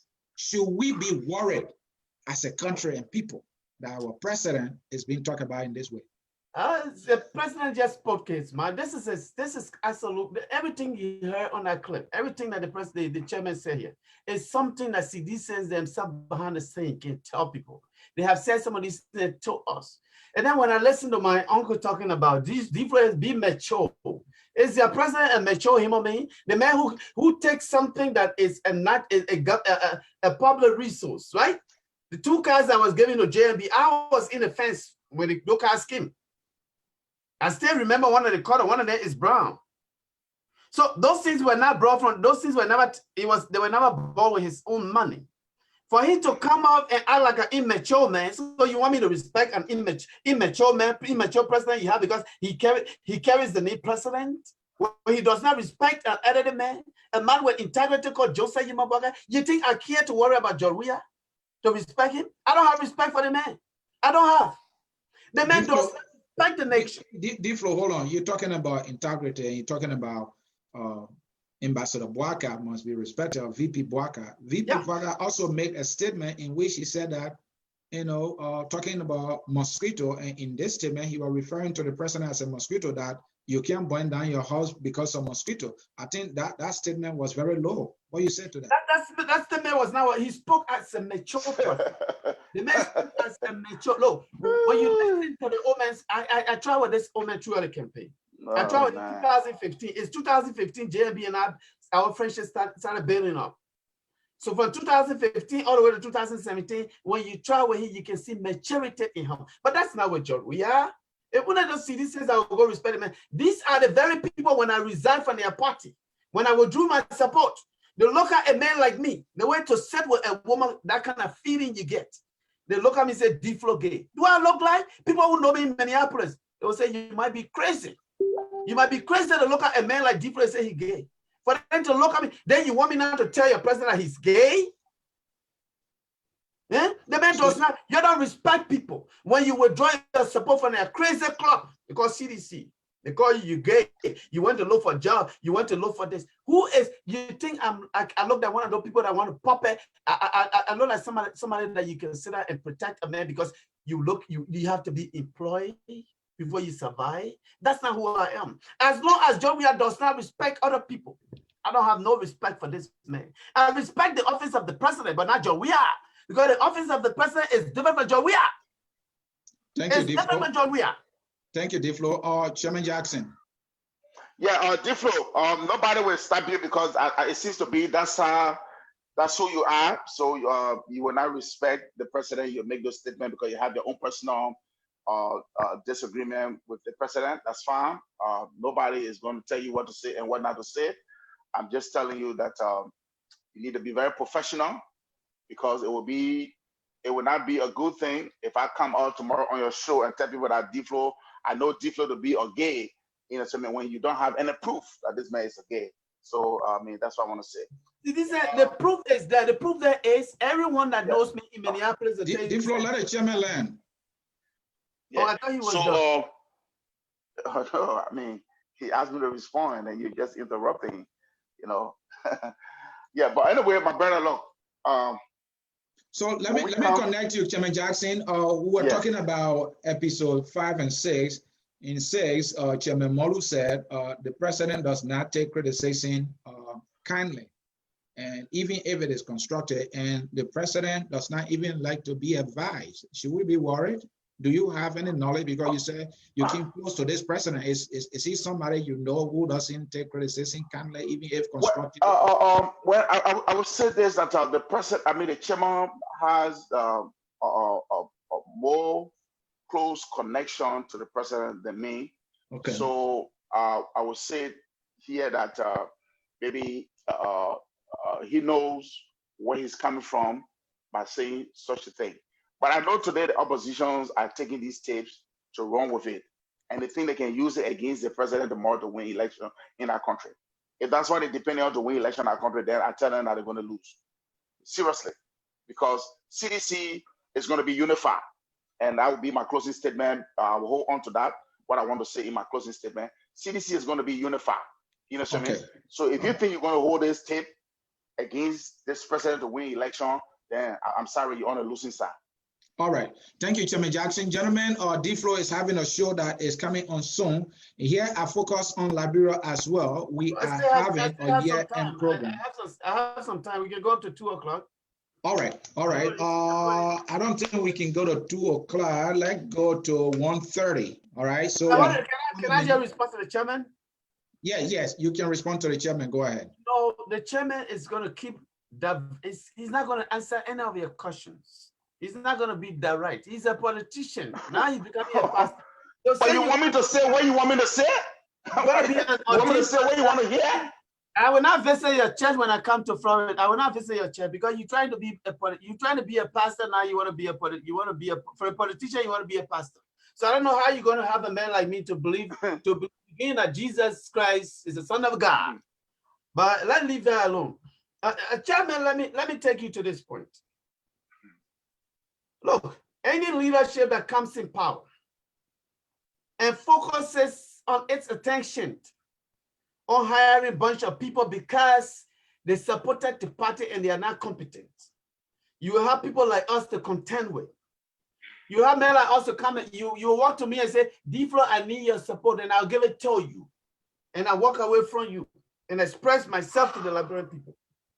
That is the relationship. When you talk about have a personal thing between George Weah, the only personal thing between George Weah and myself is this. Let me say this for the record. And I have said it, but let me say it on your show for the record. The only personal thing between George Weah and myself are two things. One, George Weah, I have gone to Liberia to visit. I only call his attention because they needed somebody to identify me as a journalist from the United States, and I did not have the person I should have called from downstairs to come and say, I know you're lying in the building. That person, I left the person's number in my Zing house and went to town. John Weah was the only person I was able to see at the time. Instead of him acting like a politician, but Joseph Tambajasi, I told you this story, and that is why you don't want to say it. But let me say it now, for the sake of the record. So when John Weah was coming in the building, walking to the building, he and his security, the same breeze and all of them. So I called his attention. He recognized me. So I told him, oh, I'm coming in the building. I had an interview, but I forgot the number of the person that's supposed to let me in the building. First of all, I forgot to wash my hands because it was a couple of days for Ebola to be the country to be declared Ebola free. So I forgot the number to call. So I didn't want to waste time. And right in that time, I saw John Weah coming. I said, oh, no need to call somebody in the house to give me that number. So I can't have John Weah. He knows me. He will identify me as the president from the States. Because he knows about 15 more minutes. I don't think others want necessary now. Yeah, we have 1 hour. Let me brief. We still have time. I wouldn't want you people to know, because when you say I have personality with him, so they can say, what kind of personality? I'm not gay. I'm not gay. I like woman business. I like woman business. I'm not gay. No so man must. You said no, that's why. No, I said, I just want to make it for the record. No man myself can sit on a seat chair. I like woman business. I'm not a womanizer, but I like my team when I get it. All right, gentlemen, let's stick to the topic. Let's stick to the topics. No, let's move on, man. Let's move on. I don't want him to say. I don't want him to say we got personal things. So they say, oh, D-Flow, Joey, I love you, D-Flow. I'm not gay. I'm straight. I hate gay. I hate them. I'm an anti-gay person. Let me make that for the record. So I have gone to Liberia, and Joey was coming in the building. Oh, God. D-Flow, I think we should leave that story. Let's conclude. Yeah, Again, folks, in cyberspace, this is focused on Liberia on the hour of politics here with me, Anthony Sier. Our program, I wish we talk nothing but politics. And we have D-Flow in the house. We have the chairman emeritus of CDC-USA, Mr. Joseph Johnson, who is also playing hardball here on the hour of politics. Gentlemen, let us go to our closing segment In this closing segment, Chairman Jackson, we will allow you to go first. The first statement, in this segment, we'll give you a affirmative statement and then you will respond. Statement number one, we will not be talking about any protestation if the country were economically stable. Mr. Jackson, you go ahead. Yeah, thank you again for this great opportunity, especially this having to be the last Sunday of the year to come on to talk on issues pertaining to our country, and to my own friend and brother over there, Mr. D-Flow, for accepting the invitation for us to come up here. Though I have some disagreement with some of the statements he made against the president, but that's fine, and he don't want to retract them. The economy is a challenge for our country, Liberia, for the fact that when this government came in, they made absolutely nothing that will help them to sustain the government.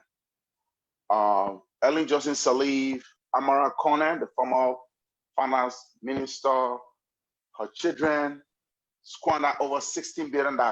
And I wish that $16 billion, half of it could be given to this present administration. I think we will see a lot of good things happening for our country. This country, this government is struggling because she is not getting any international subsidies when it comes to the payroll. Right now, what they're working on and what they're surviving on right now is the domestic income that they're generating, and which, of course, we know that it's not enough to cover up everything that the government needs to do. But we want to say thank you to the president for his farsightedness, his great leadership that he has demonstrated thus far. He does a lot of good things that are happening today under his leadership. 2 years now, I would say. We have free tuition for university students. We have over 2,000 doctors and nurses that were dropped by the mill.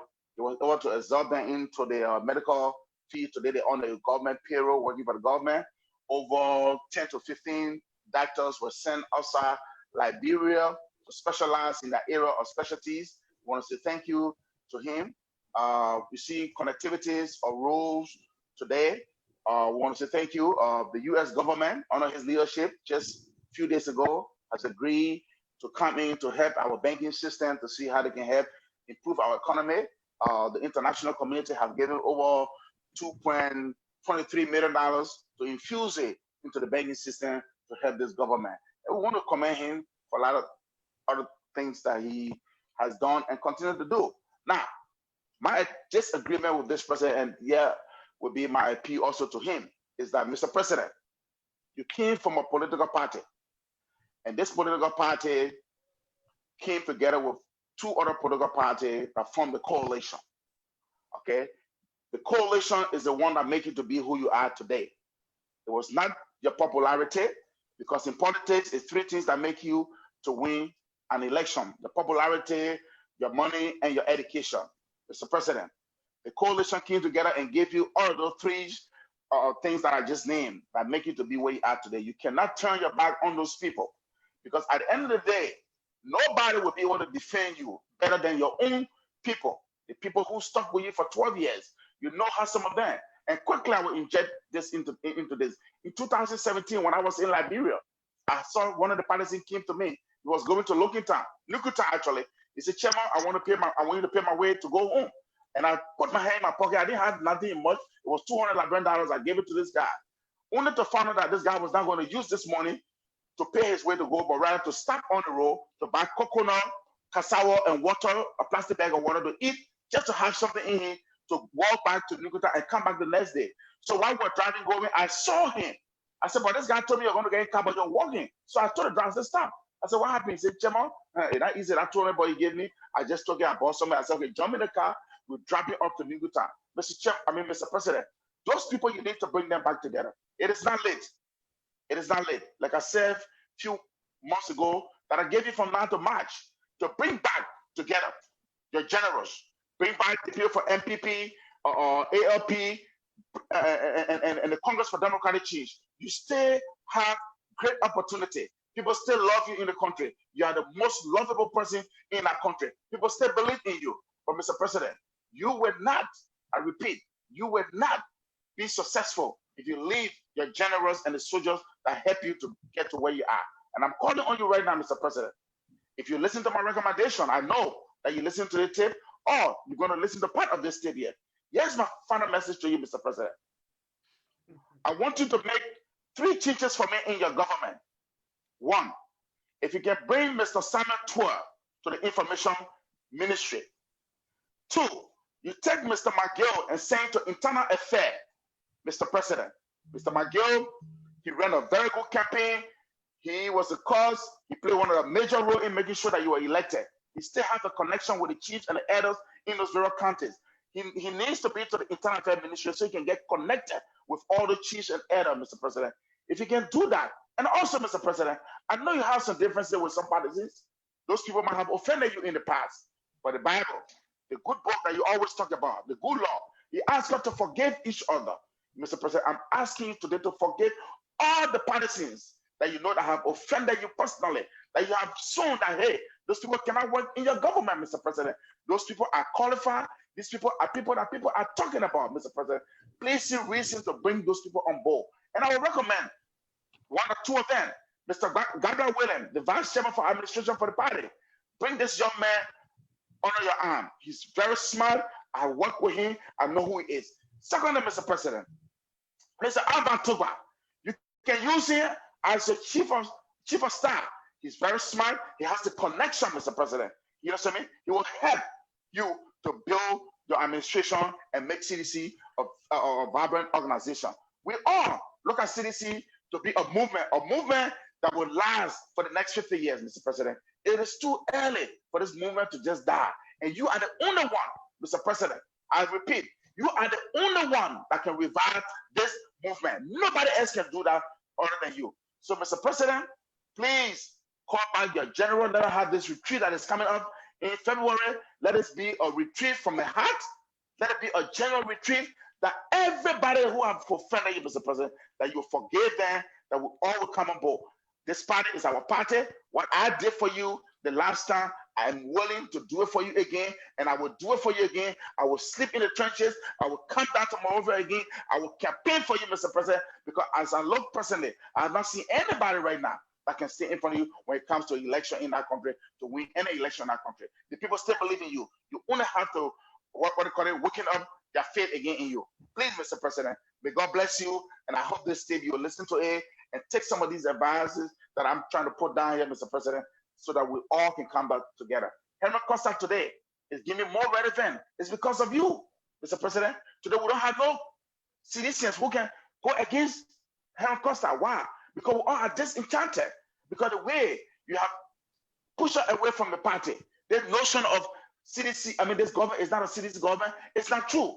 This government is a CDC government, Mr. President. Whether you do good, whether you don't going to go do bad, they're going to say the coalition, especially the CDC, the Congress for Democratic Change. Chairman Jackson, you got any plan, Mr. President. So please listen to this appeal. We have qualified and smart people who can transform this thing here, and we still got time. We still got from now to 2023. We still got 3 years. We can transform this thing here. And I know, Mr. Chairman Jackson, you have to conclude. It's too long. And I know, I'm concluding. I know your heart for the country, Liberia. It is just the few people that comes around you and try to make you to distance some of the good people away from you, that, oh, this person is this. Do not listen to these people here. Do not listen to them, Mr. President. Please, please, please. And finally, to Henry Costa. Henry Costa, I want to say this to you, like I said earlier. I do admire you. I follow you every single day on your show. I follow you for 2.5 hours. No matter how long you come on our show, I'll always follow you. And I do admire your courage to stand up, to speak up for your people. But Mr. Costa, you alone cannot do this. This is not how you're going to get change. You want change. This president was elected democratically. There is a way you can get this president up if you don't want him, than to create the safe situation that we're going to see tomorrow in Liberia. Please, Mr. Costa, I hope you'll listen to this tape, and I know you will listen to it and take this advice. You're a young man. You're just 37 years old. You still got a long life ahead of Thank you. you, Chairman And Jackson. tomorrow you don't know, we can join force together. But please, Mr. Costa, please, Chairman let our Jackson, protest thank tomorrow you. be peaceful and be safe. May God bless you. Happy New Year. Thank you, Chairman Jackson. Wow, You, that was a very long closing statement. I hope And I have the same before you time. close, I got I'm something gonna for get a you. few time too, right? Yeah, you will be given the same time. And D-Flow, before you close, How long let did me you go? read How long did something you for go? you. How long did you go? How many minutes? 3 minutes. 3 minutes. The man went about 8 minutes. Okay, 8 let's say minutes. 3 minutes. Before you close, D-Flow, let me read something for you, our audience, and also you who listening. And this is a Facebook post by my partner here at Focus on Liberia. His name is Dennis Jah. Dennis Jah wrote today on his Facebook post, political courtesan is on the rise in Liberia. Now, every political leader is craving worship, and there is no short supply of those who will offer their body as burnt sacrifices or lay down their lives for their political gods and messiahs. Singing and dancing and chanting that have now been redirected to gods and other supernatural forces, to political leaders and their selfish causes. Don't take my words for it. Just watch those devotees on social media.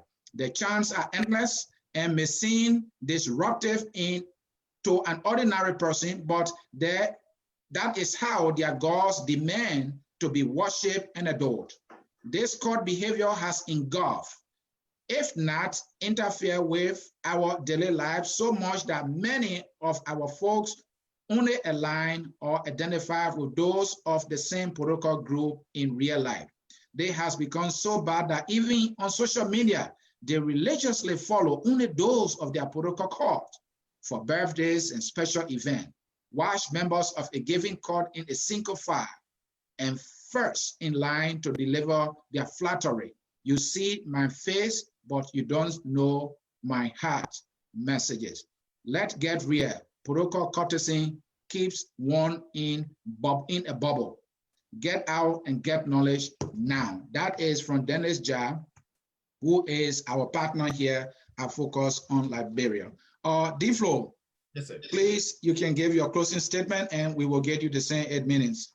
Okay, I want to say this time to say Happy New Year to everyone. I hope and pray for our nation as we enter 2020 in a few days.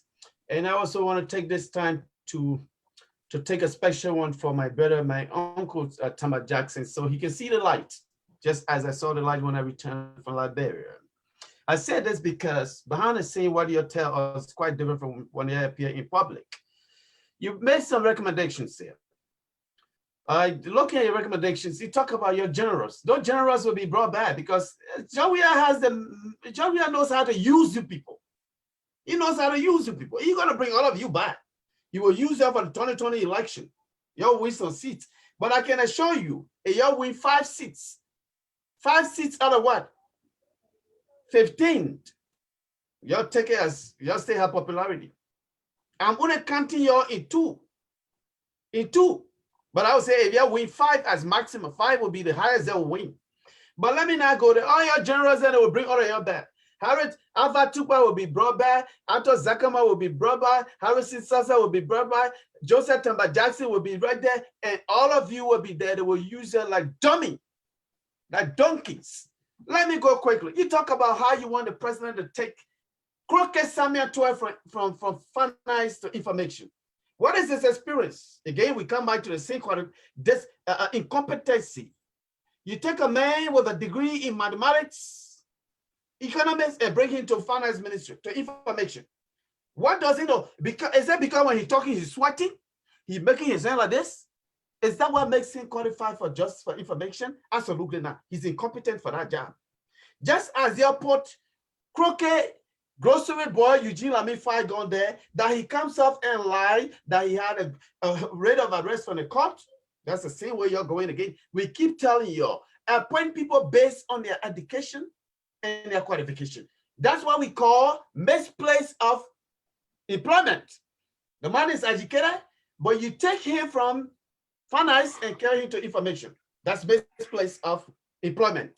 Then you talk about Magiru because he helped to bring the president to this. He must go to internal affairs. Magi has lost his credibility with the people in the party. Magi has lost his credibility. From day one, people said Magi was taking money. He took money to hire to get people jobs. His credibility is damaged. His brain has been damaged. You cannot rebrand him. Then you go on to talk about Joshua must be, this must be the real deal. Reconcile with you people. You people are dealing with a man that is vindicated. It's vindicated. I explained that story to somebody, the issue between Joshua and myself. The person said, do you know why Joshua treated you that way? It is because maybe Joshua heard something about you, that he said something to somebody about him. And that is why he reacted to you. Joshua is a born vindictive person. He's vindictive. So let me just take that. Look, you talk about Ava Tupa. My admiration for Ava Tupa. I would like to see Ava at agriculture, any other place, because he's qualified for the job. Ava, we work together. He propagated on Labrador Destiny Debater many months, years. Talking, I can go back. And you, Joseph Tamajasi, you know that. Ava, this place was home to CDC, just as Labrador Destiny Debaters was home to Unity Party back in the days. Then I dive into Costa. I want to say this to my brother Pedro Costa.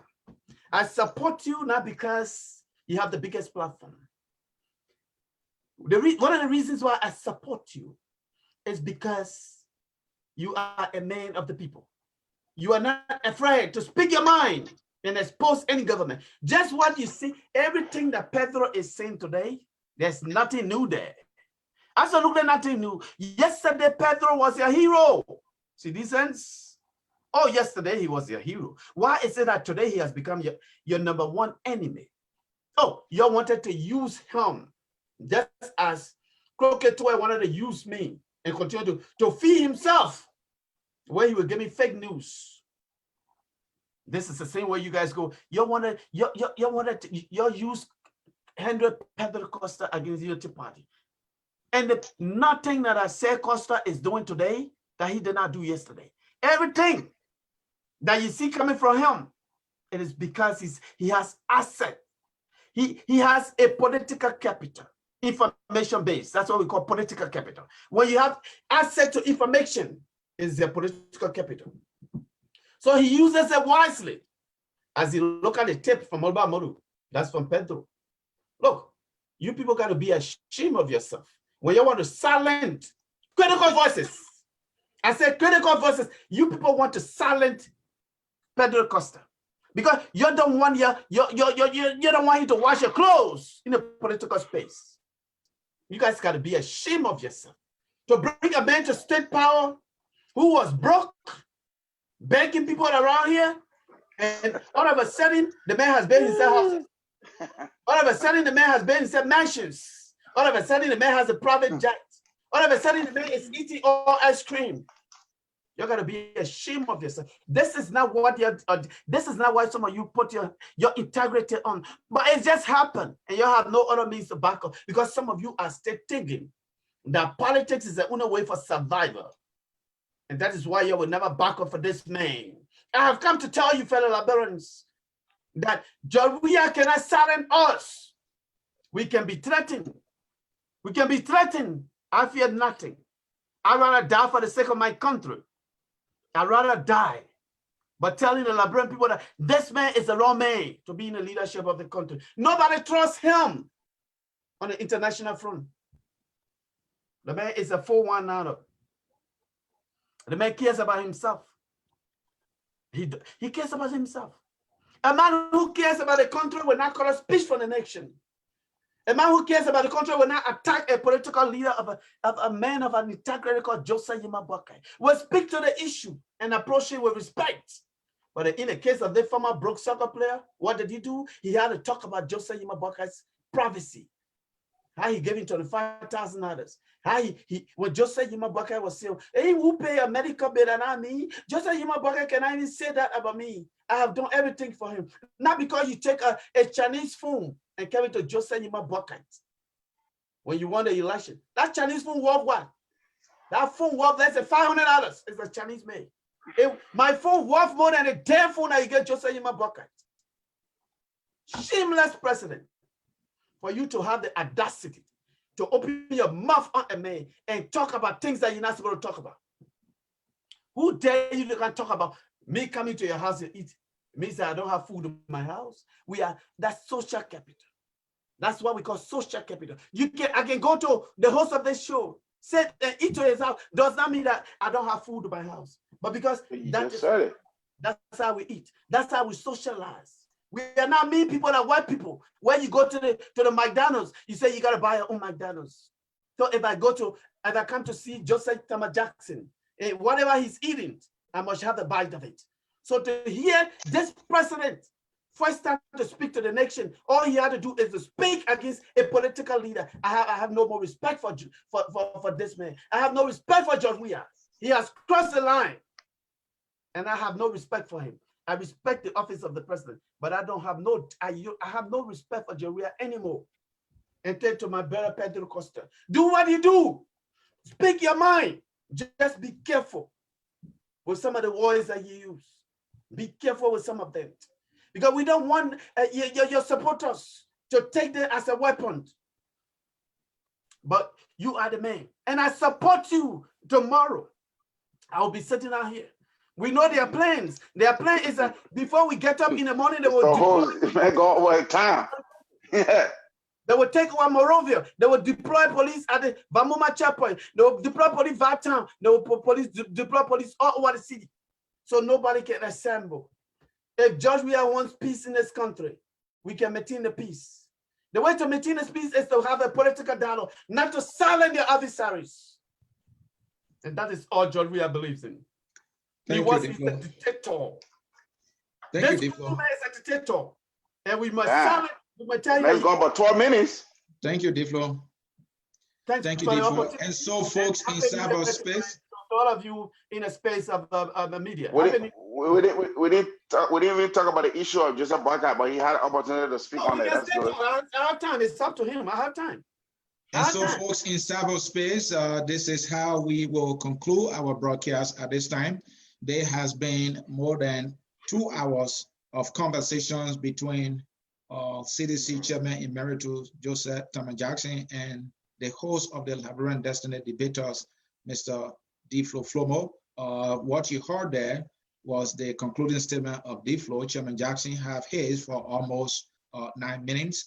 We will come to the end of this broadcast. I have been your humble host of this program, the Hour of Politics on this network focused on Liberia. Gentlemen, we want to say thank you, and thank you for honoring our invitation to come here to talk to our people, to our followers in cyberspace. Thank you for being with us for this length of time. We appreciate your time here. Sorry that we could not read all of the comments. Sorry that we could not provide a phone number for you to also call, but we are working on that, and we will give you that opportunity in our other broadcasts to come in the future. Gentlemen, thank you. Folks in cyberspace, thank you. And this is how we will do it as we leave you with this music from my motherland. Thanks for the opportunity. Thank you. Thank you. Thank you. Yeah. Thomas Jackson, I'm going to call you. You better pick up my call. Oh, I'll pick up your call, but not to join you, brother. I'm not strong.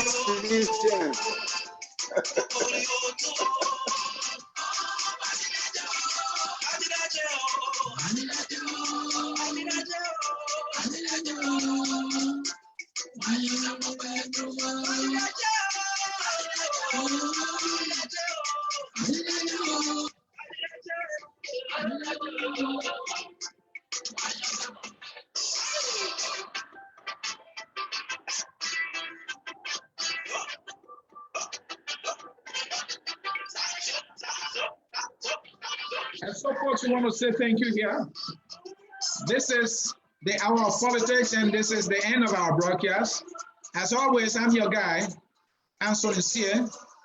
And as you listen to the music, we will say bye-bye.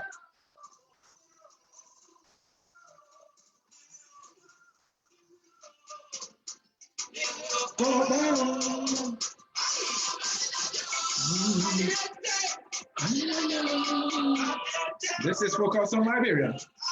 On the hour of politics, where we talk politics. And after throwing the punches, we dance for you. This is what we do. We talk politics. We play hardball. Thank you, folks, and bye-bye.